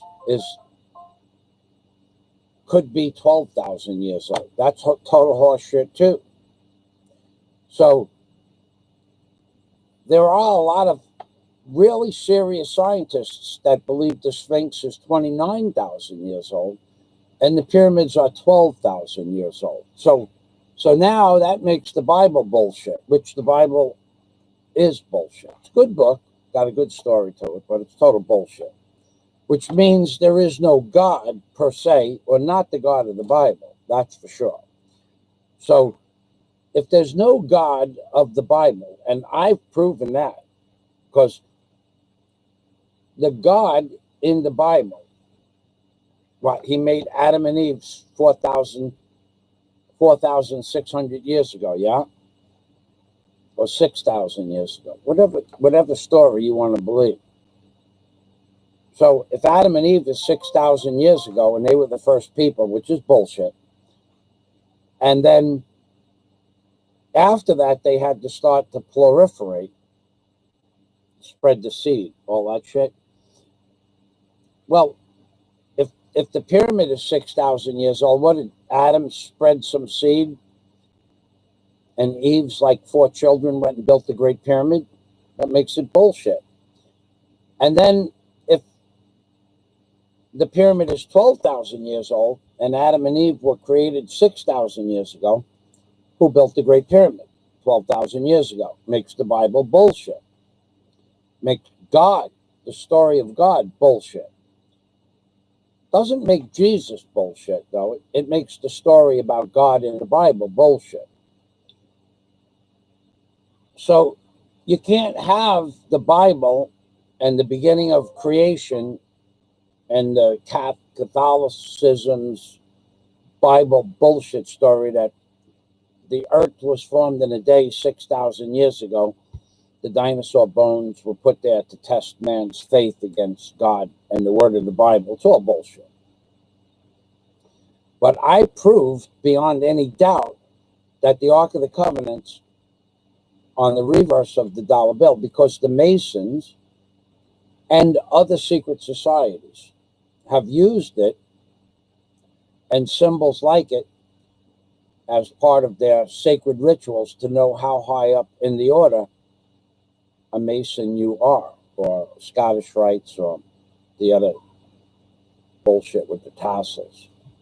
And they don't want you to know the truth. And when my videos, again, back to my videos and my book, when my videos first came out, YouTube owned YouTube. And every video, it didn't matter what, if I posted a video of going back to 2010, I had videos of building my dock and tree search. Didn't matter what video I put on YouTube. It all got, every video got 15, 20,000, 30,000 views within a month, every single video. Some would get 20,000 views in the first day. Even I only had 1,000 subscribers. So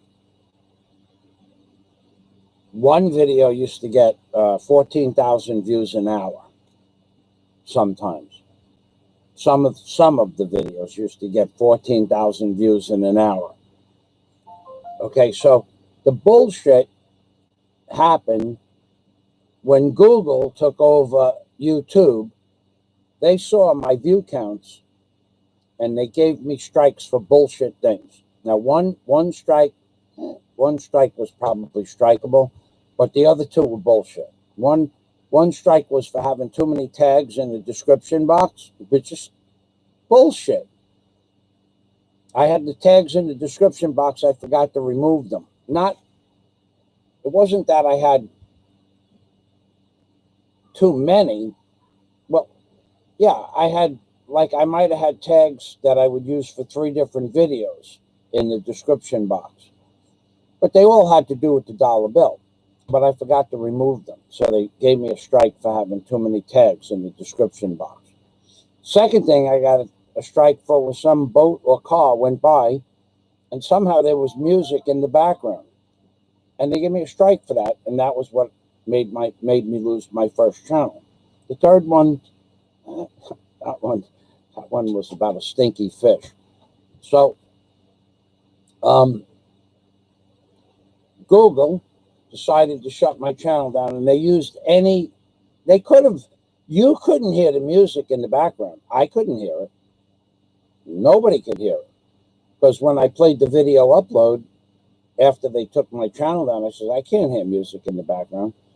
And they said, our algorithm, or whatever, our listening device heard music. So they just basically screwed me because I had several million views and my channel was taken off like wildfire. So they didn't want the truth to come out about the dollar bill and everything I wrote. Now, even my book is not the most professionally written book. It should have been one of the best sellers of all time because it's the truth. It proves that the American government allows the Ark of the Covenant to be on its currency, which also proves that the American government is full of shit when it says that there has to be their separation of church and state. That's just total bullshit. There is no separation of church and state. The Vatican controls America and the square mile of London. So that was something that I wanted to talk about.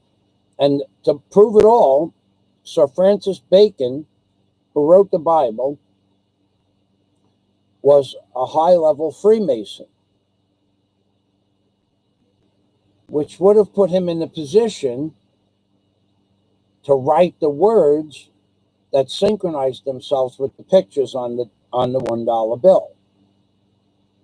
And only a high-level Freemason, because all the symbology that I write about in my book is about Freemasons and their pictures, and or other secret societies that are takeoffs of Freemasons. So the government of the United States that said there will always be separation of church and state, that's bullshit. The Ark of the Covenant's on the dollar bill. The dollar bill is the United States currency. There is no separation of church and state. The Vatican controls America. So Francis Bacon put in that shit, those words, and I'll read that to you because this is interesting. And they even taken away a lot of information about Sir Francis Bacon. Yeah, it says, if, now this goes back. Here is a letter from a reader who believes urban legends. So what this starts off with saying is that this guy who believes this stuff is full of shit. Here's my answer with links. So Steve Van Naten is a CIA troll, shill, piece of garbage government troll, in my opinion. So here, if Sir Francis Bacon, who was a flaming one-worlder and Freemason, and who was said to be a piano, edited King James Bible. And if Manly P. Hall and Aleister Crowley are the final authority on the origin of the King James Version, then I must abandon the Christian faith. So this is this piece of shit, Steve Van Naten, saying he's going to abandon the Christian faith if he finds out that Francis Bacon, who was a Freemason, and Aleister Crowley wrote the Bible. Well, they did. This guy, Steve Van Naten, leave God behind as a bad joke and move on to eat, drink, and be merry. You see, my God, this is Van Naten, used the King James Bible for 350 years to spread the gospel of Christ to the whole of the world. So if this book was the invention of dirty old Freemasons, then God is not that, and King James Version is just a bad joke. Okay, so you'd have to read the whole thing, but and I'm not going to read it. I did read it, but I'm not going to reread it to you. So this guy is saying that Sir Francis Bacon and Aleister Crowley and Manly P. Hall, all Freemasons, did not write the Bible. That's what Van Naten is saying. But the symbology on the dollar bill depicts and demands that a Freemason wrote the Bible. I mean, that a Freemason put the pictures on the dollar bill. And the pictures on the dollar bill coincide with the book of Genesis and the book of Revelation in the Bible. Therefore, the whole thing was written as a codices or codex for Freemasons to know who was whom and how high the ladder they had climbed. Now, I will tell you this. Whoever put these pictures on the dollar bill, pictographs on the dollar bill, was not human. And that's why whatever wrote the Bible is also the same entity that built the Great Pyramid. There's no difference. Whatever built the Great Pyramid was not human. They didn't do it with man-made tools or tools that were known to man. We don't have those tools yet. So they certainly didn't do it 12,000 years ago, the pyramid, and 30,000 years ago for the Sphinx or thereabouts. In addition, it would prove, if the words in the King James Bible coincide with the pictures on the dollar bill, it would prove that Sir Francis Bacon did write the Bible, or at least parts of it, which would prove that the bullshit story that the Bible was written by the finger of God is true, which is bullshit, because even the church admits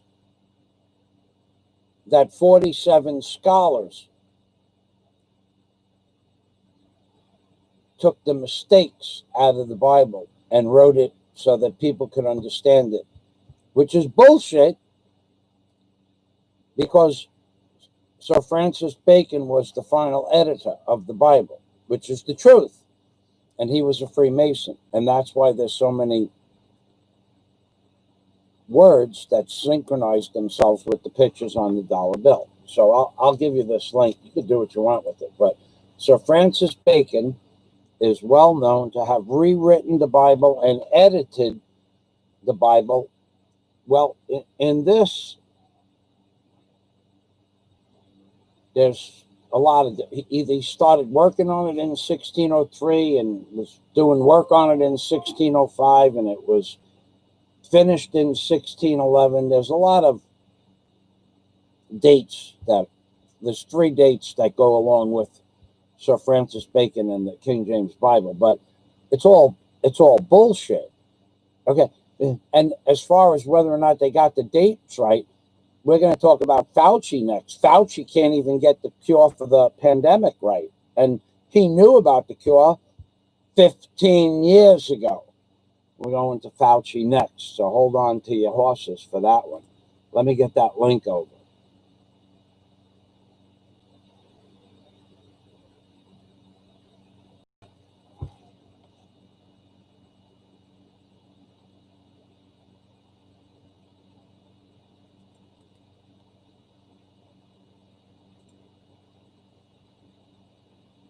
All right, so I put the link up one more time. All right, so now we're going to go to Dr. Bullshit Fauci. All right. I'm going to shut the links down that I had up on the board there. I might put this one up. And my videos are on, posted by deleted 6 years ago. My videos play on over 1,000 different channels everywhere in the world in multiple languages. And yet my YouTube counts go down every month. This month, which is why if you see my current uploads and what I'm doing, not that it's anything important, you'll become a member of my Patreon community. And if you don't have to watch my videos. You can listen to some live streams, or you can go. I have still have 2,800 videos. None of them have to do really with politics. So some of them are comedy, some of them are about the Philippines, some of them are about deforesting, acres of land by myself or with equipment and some other men that work for different companies. But I don't really care. Not going to make a difference in my life. Now, one more thing I'm going to tell you. Andrew Steinmetz, thank you for the comment. Andrew knows. Andrew is, okay. Andrew and I have been friends for multiple years. He has watched my videos for more years than we've been friends, and he knows that my channel is it's one of the most censored channels on YouTube, because I told you the truth about the Bible. The Bible was not written by God. I proved it in my book, Angels on the Ark. And then I showed you the Masons' word relationship between the book of Genesis and the obverse of on the $1 bill. And then I showed you the book of Revelation and the reverse object.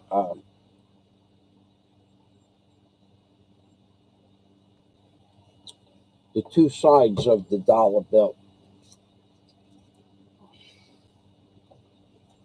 obverse and reverse. These two circles, or they're known as compasses, but the obverse and reverse of the dollar bill, of the back of the dollar bill. I proved that these are Masonic symbols, and symbols that go back long before the Great Pyramid was built, or when the Great Pyramid was built, or by whom built the Great Pyramid. But until Google came into the picture, my videos were going, well, I never got less than 14,000 views a day, never. And I only had a few hundred videos, 500 videos up on YouTube at that time. And I would sell quite a few books each day from the video sales. And then Google came in and shut my channel down. And the very first video that I had up on YouTube had like multiple million views. It depended. If you looked at YouTube's view count for my very first video, it was about 1.3 million views. But if you looked at how many channels it played on worldwide, it had several million views. So my 9 million views, you get a channel on YouTube that gets a video that gets 10,000 views. Not a lot of people put that video on their channel or post it in Reddit or post it in another place. But my videos used to go to about 10 or 12 different websites all over the world. And then from there, they'd go to more. But they didn't like the truth. They did not. And so the first video that was getting, it was getting 7,000, 6,000, 8,000, 9,000 views a day, depending on the day. When I posted it again on my second channel, it went from about 1.3 million views in a little over a year. Well, now it's 8 years and 3 months. 8 years and 4 months. It has 870 views. The same video. We had 1.3 million views in a year, and now in 8 years and 4 months, it has 887 views, something like that. So they're screwing me. And I know that. And my friend Bono's Entertainment, we used to talk about this all the time. His channel, great channel, Bono's Entertainment, he's being censored. I got a channel for you guys to watch. You should get to watch it before his channel comes down. When the shit hit the fan. This guy has some fantastic videos. And then we'll go to Fauci. Let me see if I can find his channel. We both started the same day in YouTube. I don't know that I'm going to be able to find his channel. Well, yeah, it should. In my subscriptions. When the shit hit the fan in letter format. Okay, yeah. Now this guy had a video up this morning that was really. Hey, 2245. A complete liar. Who stalks here? Warren H. video, 66 views, June 23rd. Subscription. So I'm going to show you a link. This guy here has some videos up. I would imagine his channel is not going to be up for a very long time. It took him 9 years to get 1,000 viewers. Now, I've given him a shout out a couple of times, and in the last month, he's gotten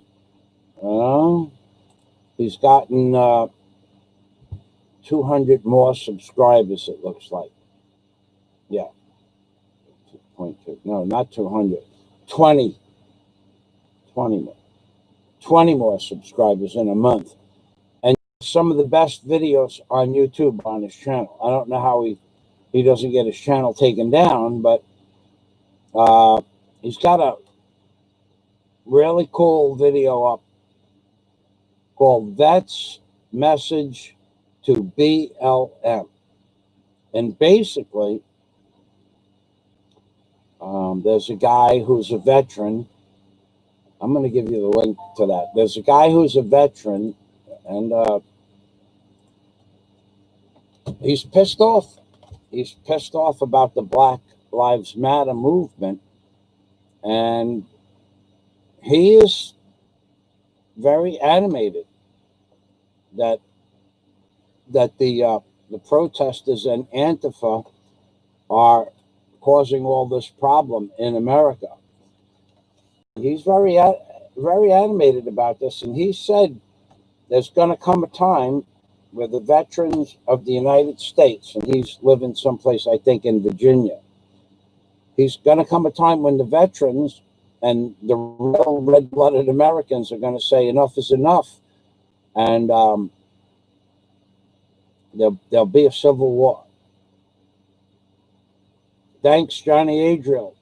Johnny Adriel. Sounds like the name of a song. Johnny Angel. Johnny Adriel. Thank you for stopping by, Johnny Adriel.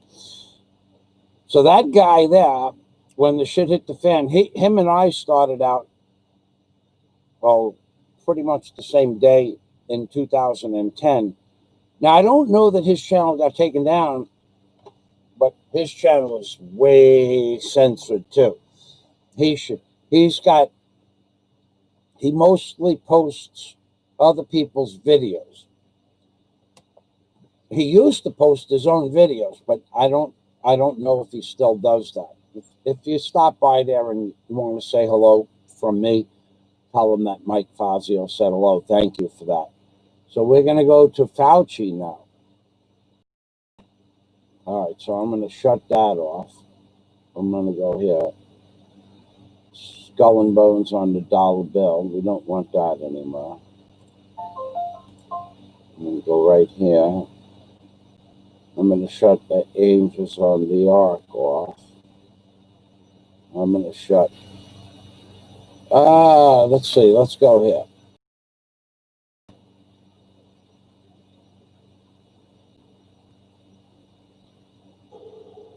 Fauci himself 15 years ago said chloroquine's effective at treating coronavirus. In fact, this video here is from my friend Bono's Entertainment, but it's on, I think that man's name on the Shit Hit the Fan. Oh no, this is a Bono's Entertainment video. His link goes to Bono's Entertainment. So I'll read you the article.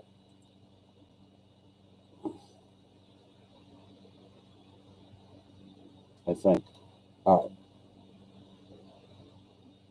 right. Well, goes on to say here, let me give you the link. Fauci, who was the head of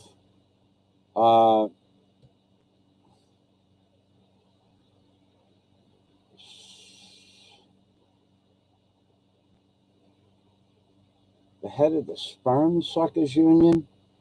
No, that's a different thing altogether.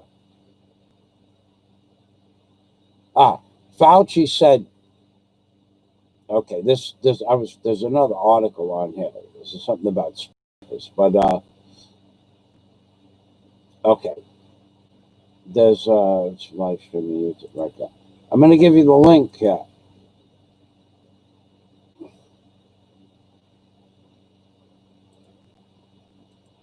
Warren H. Archery.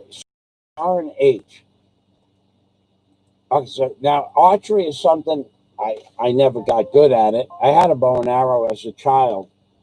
What it was one of those old fiberglass ones. I don't know what one of my brothers threw it out when we had a flood in the house in New York, and they threw out all our childhood toys, or the Mexicans that cleaned out the boilers and stuff stole a lot of shit that wasn't thrown out, I'm sure.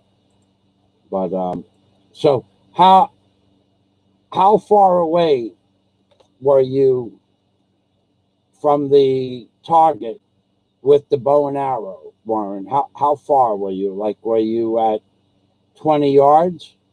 I would imagine that would be a good distance.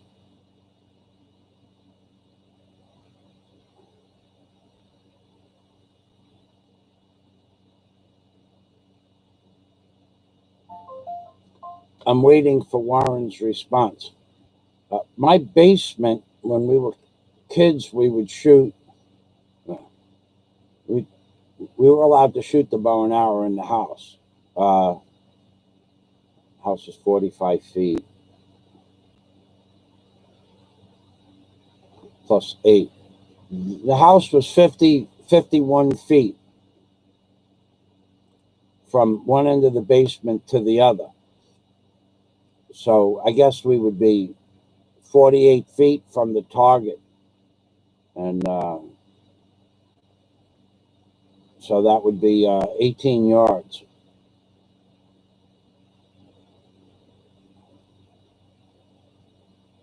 Oh, is Warren still here? So I think I had a 35-pound pull bow and arrow, and the other bow and arrow was 25 pounds. All right, Warren might not be here. So Warren, after archery this morning, went for coffee and anchovies pizza with a friend. He loved it. So those of you who have seen my video where I dipped Papa John's pizza with anchovies into black coffee, not with milk, but black coffee. I know that it doesn't sound like a good thing, but it's a really good flavor. So I don't know anybody that's tried it that didn't like it. Not yet. Now, I'm sure I will eventually meet somebody that won't like it, but everybody doesn't want to try it. But when they try it, they go, oh, it's not so bad. So it looks like Warren has left. So I have a video called Black Coffee and Anchovy Pizza, which is pretty cool. So let me read to you about Fauci, this lying little socialist prick.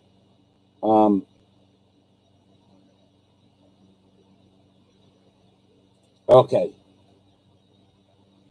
Where is that link? So did I post that link before? This is about Fauci. So let me get back to my page here. Let me just do it here.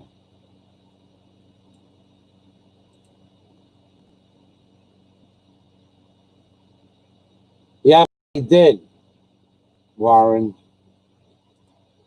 He made a $5 super chat, Larry, and we had a bunch of laughs. And Scott Del Fuego was telling Larry V where to go in Mexico for the best tacos. And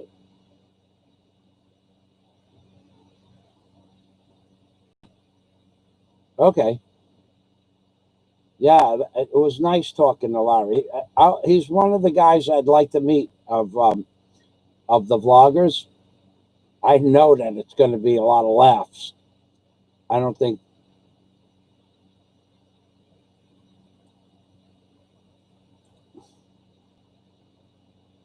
Oh, wow. Word spreads fast. Yeah, well, let's just make sure that everyone knows that Larry V is one of the greatest Casanovas on YouTube of all time.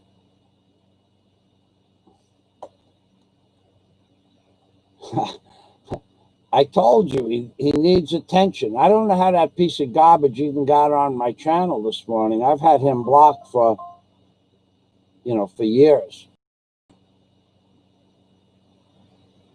But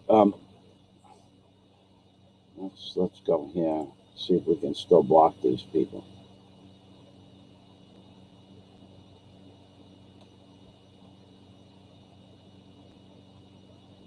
You can hide them.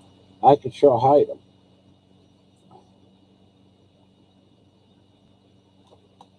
I don't know how that piece of garbage even got on my channel. And that somebody would go through the trouble of making a video about the great Larry V and myself. Gotta like that. You're talking about an attention-starved little ego that needs to be stroked every 15 minutes. Otherwise, he feels inadequate because he knows his inadequacies are so severe. He needs his little trolls to rub one off every 5 minutes for him. It's my opinion.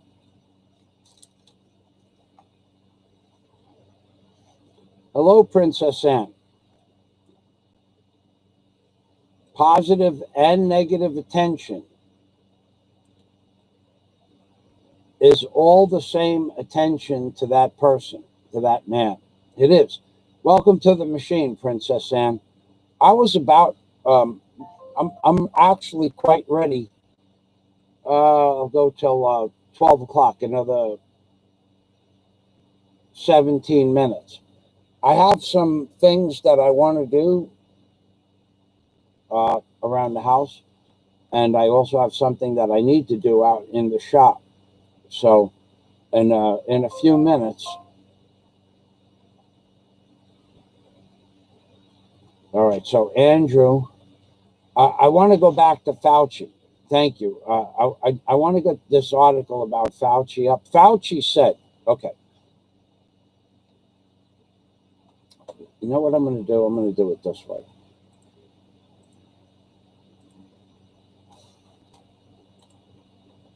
I'm gonna read you what Fauci said this piece of shit.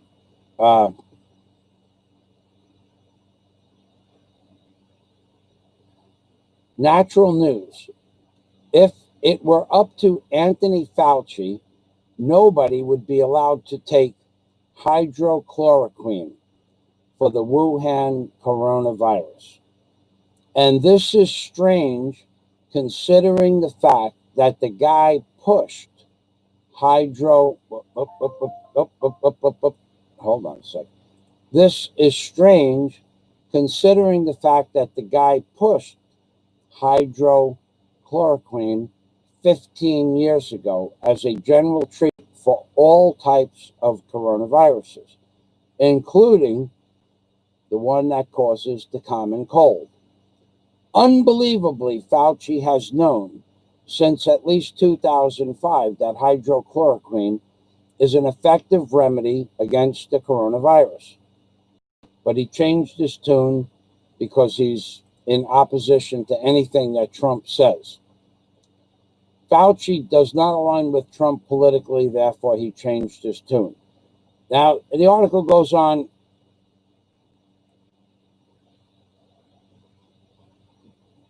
and quotes an article that was written in August of 2005. To be precise, when the Virology Journal, the official publication of Fauci's NIH, National Institute of Health, published a blockbuster article revealing chloroquine as a potent inhibitor of SARS coronavirus infection and spread. In this paper, researchers working under Fauci wrote, so researchers working under Fauci, quote, wrote, researchers, let me just get this up a little bit. Researchers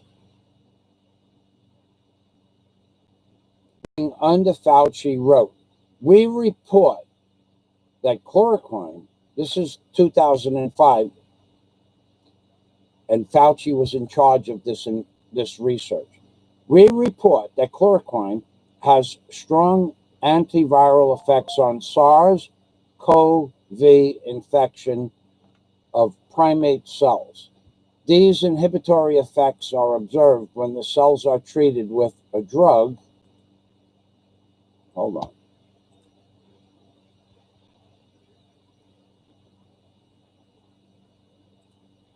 I have to get to the next paragraph.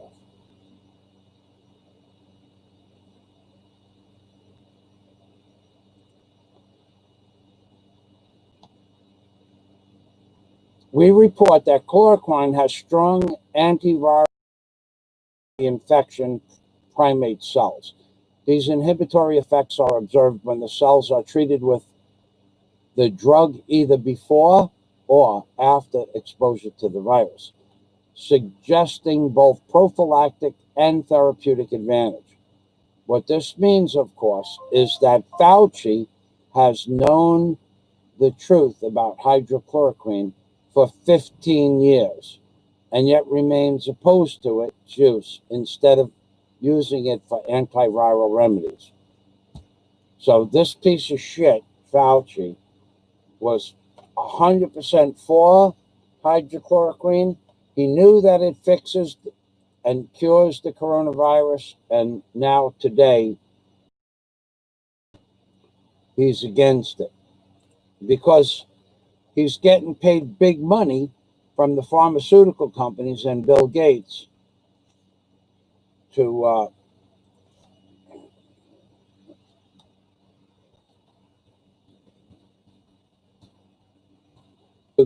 push the vaccination, to push everybody in the world to get vaccinated. He's going to make hundreds of millions of dollars. He doesn't give a shit. The funny thing about this is, at his age, I think he's in his late 60s, why would he want to screw the world so much? They gave him so much to live for. I don't understand why these people want to do that. So let's see what we have. Our friend, everybody's friend, my friend for sure, Andrew Steinmetz from the National Health institute 5G and the coronavirus. Whoa. Yeah, you know, that's another thing, that they're pushing the 5G. They locked everybody down.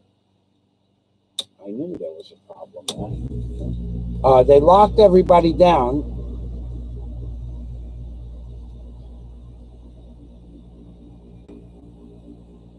And I bet you they put up 30 or 40 or 50,000 5G cell towers. I don't know what Andrew's article is going to bring us to, but I would bet that all over the world during this lockdown, they're putting up 5G towers. So let's open up Andrew's link.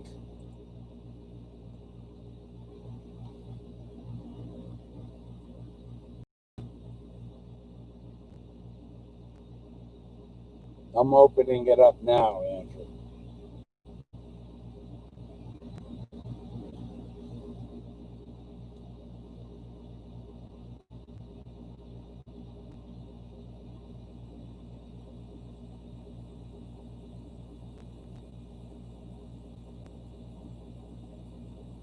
Wow.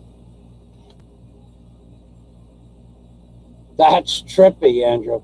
It says, in this research, we show that 5G millimeter waves could be absorbed by dermatologic cells acting like antennas, transferred to the other cells, and play the main role in producing coronaviruses in biological cells. DNA is built from charged electrons and atoms.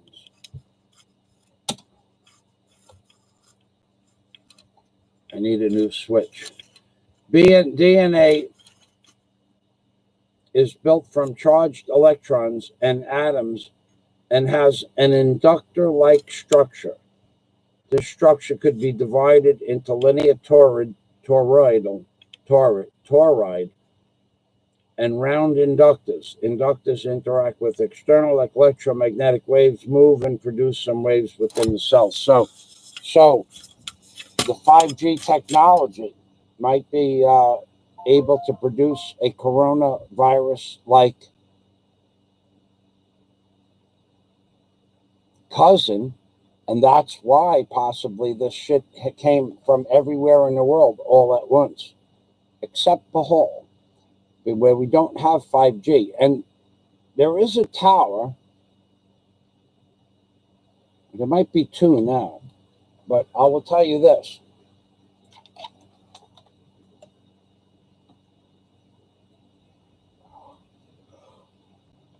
There's a tower that is closest to me.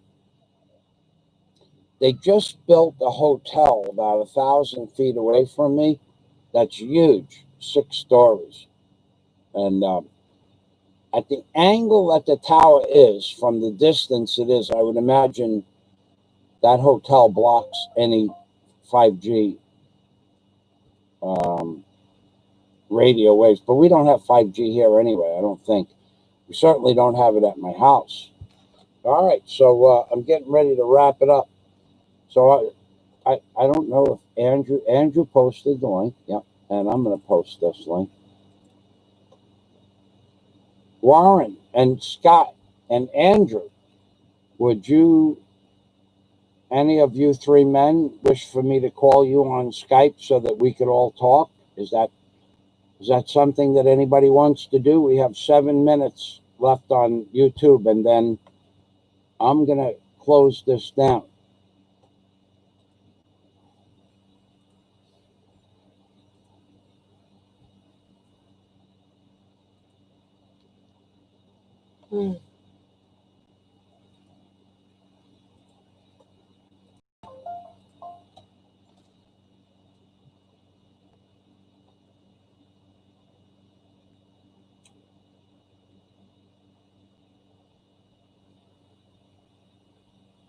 All right, I will be calling you, Andrew. And if Scott or Warren, no, Scott, it's pretty late for Scott. It's already 1 o'clock in the morning. And if Warren wants to, Scott or Warren, if you want to say hello, If anybody else is out there watching, I'll hook us all up on Skype. Warren, so Warren, I asked a question before in regards to how far were you away from the archery target, and what kind of bow were you using? Would imagine it was compound, but how far from the target were you?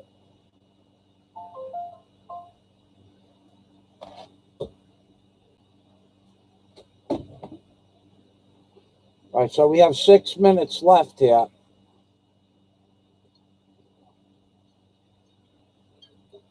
I'll recap what I talked about. We talked about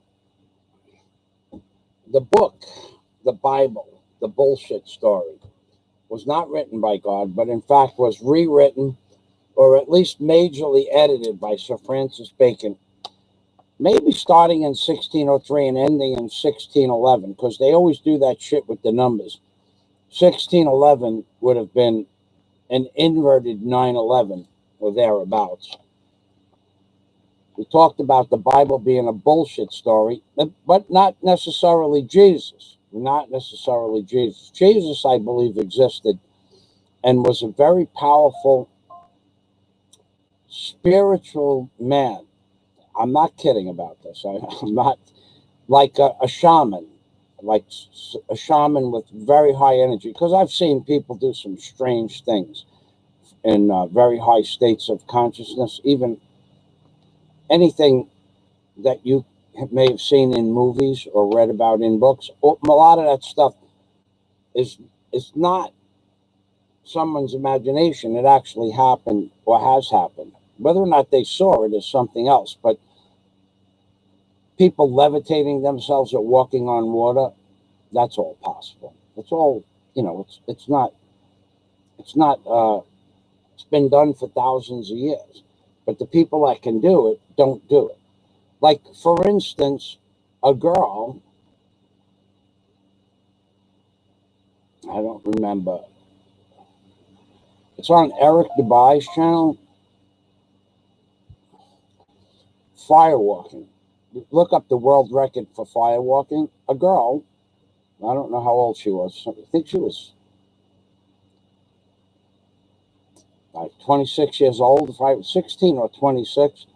She walked 225 feet, 70 yards, over 1,200 degree coals. Red hot 1,200 degree coals. They weren't like embers. They were 1,200 degree. They were all red coals. She walked 225 feet and didn't have a blister on her feet. Mind over matter. So, like the Lilliputians of YouTube, could you imagine if their mind mattered? That their mind didn't need to get, constant attention, either good or bad, like Warren says. Imagine that. So it's an amazing thing. There's going to be a day, and like, for instance, when Warren gets here, right? So one of the things that Warren and I are going to do is we're going to go into the city and we're going to get the best, absolutely the best of a particular profession. And that's what we're going to do. Okay. Second thing I talked about was Fauci being a lying piece of shit, and that he knows that oxyhydrochloroquine fixes or kills or cures the coronavirus. Another thing I talked about was my view counts on YouTube. No matter how many new viewers I get, when I had 6,000 subscribers, I got 45,000 views a month. Now I have 20,000 subscribers and I get 19,000 views a month.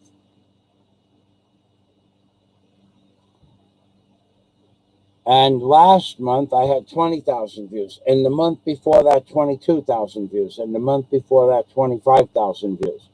They are just slipping it in deep and hard to anybody that talks about the truth. I know you're still here, Princess Anne. Thank you. But we're gonna end this. It's 1 o'clock in the morning where most of the people are in America. And I'm gonna call up Andrew and possibly Warren. Scott probably fell asleep. So thanks everybody for stopping by. I'm Ping Permy from Michael Fazio in the Philippines. And if you're not subscribed to the channel and you like the fact that I tell the truth, subscribe. If you don't like it, you don't like the truth. Most people don't like the truth. I'm Ping Permy to everyone. Larry V, thanks for stopping by. Andrew, thank you. We'll talk to you in a minute. Princess Anud, thank you. Scott Del Fuego, Warren Hunt. Who else was there? A lot of people showed up today. Johnny Adriel, thank you for stopping by. Jeremy Burt said, check out Rob Ryder. I don't know who that is. I'll check him out later. I didn't see that comment till just now. Sorry about that.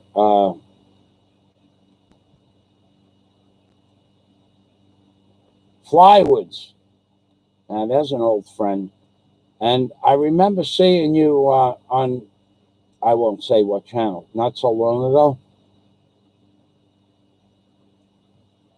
You're a good man, Flywoods, if you're still watching. Thank you. All right, everybody. See you guys later. I'm gonna talk to Andrew Steinmetz, and I'll give Warren a try. And Jesus, wait, come on over here, Jesus, remember, Jesus loves you. God, not so much. Because if God was God, God might stop. If God was God, I would think that if God was God, let's say there was a God, which I don't.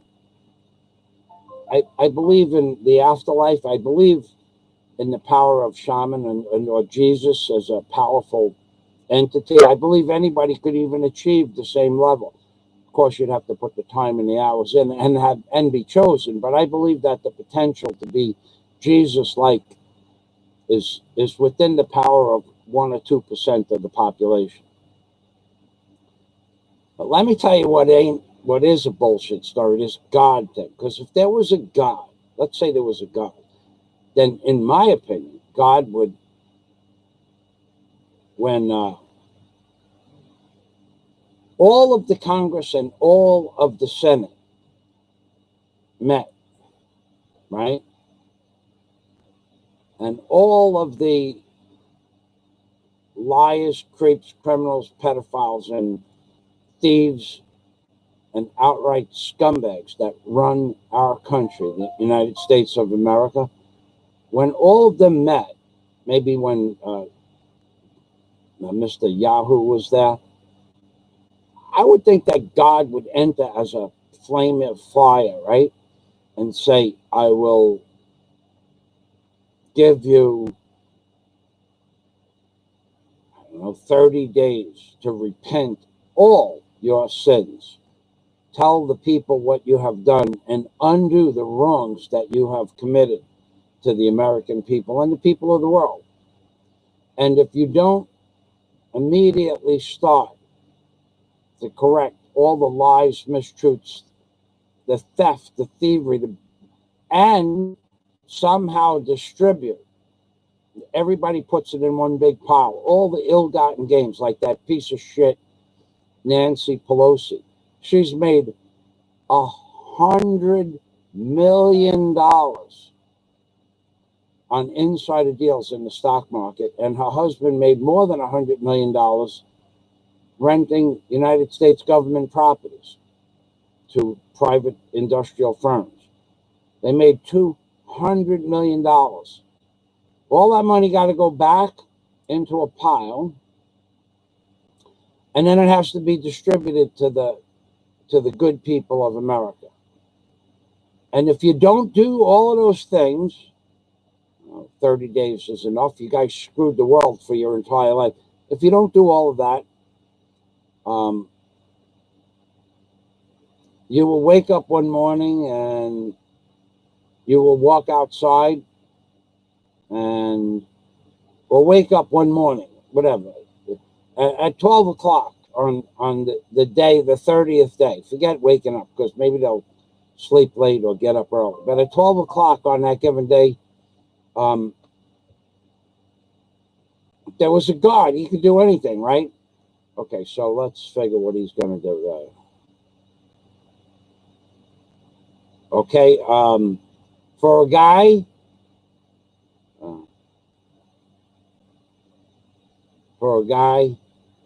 for both of them, for the man and the woman, forget about guy-girl thing, okay? For all the criminals that are in, all of you that you knew you were, like on the movie, The Twilight Zone, right? With Bill Mummy, when he made everybody's mouth close, where they couldn't talk, they could only breathe, but they couldn't eat. That shit happens like that. So they could never talk or breathe again, and that's on the first day. And then if they don't move right into getting all that shit straightened out that God said 30 days ago, then one nostril closes up. Now they could still get food intravenously, but and on the third day, if God doesn't see that they're seriously into getting all that shit straightened out, he closes up the other nostril and they just suffocate. I would think that would be reasonable if there was a God, but there ain't no God. So stop thinking in terms of God. You could believe that in the power of a shaman or Jesus or even a medicine man or a witch doctor, but the God thing, no. If there was a God, he would have eliminated most of these politicians before they became into existence, and the world would be a wonderful place, but there's no God. So thanks for watching, and God day to everybody from Michael Fazio in the Philippines, baby.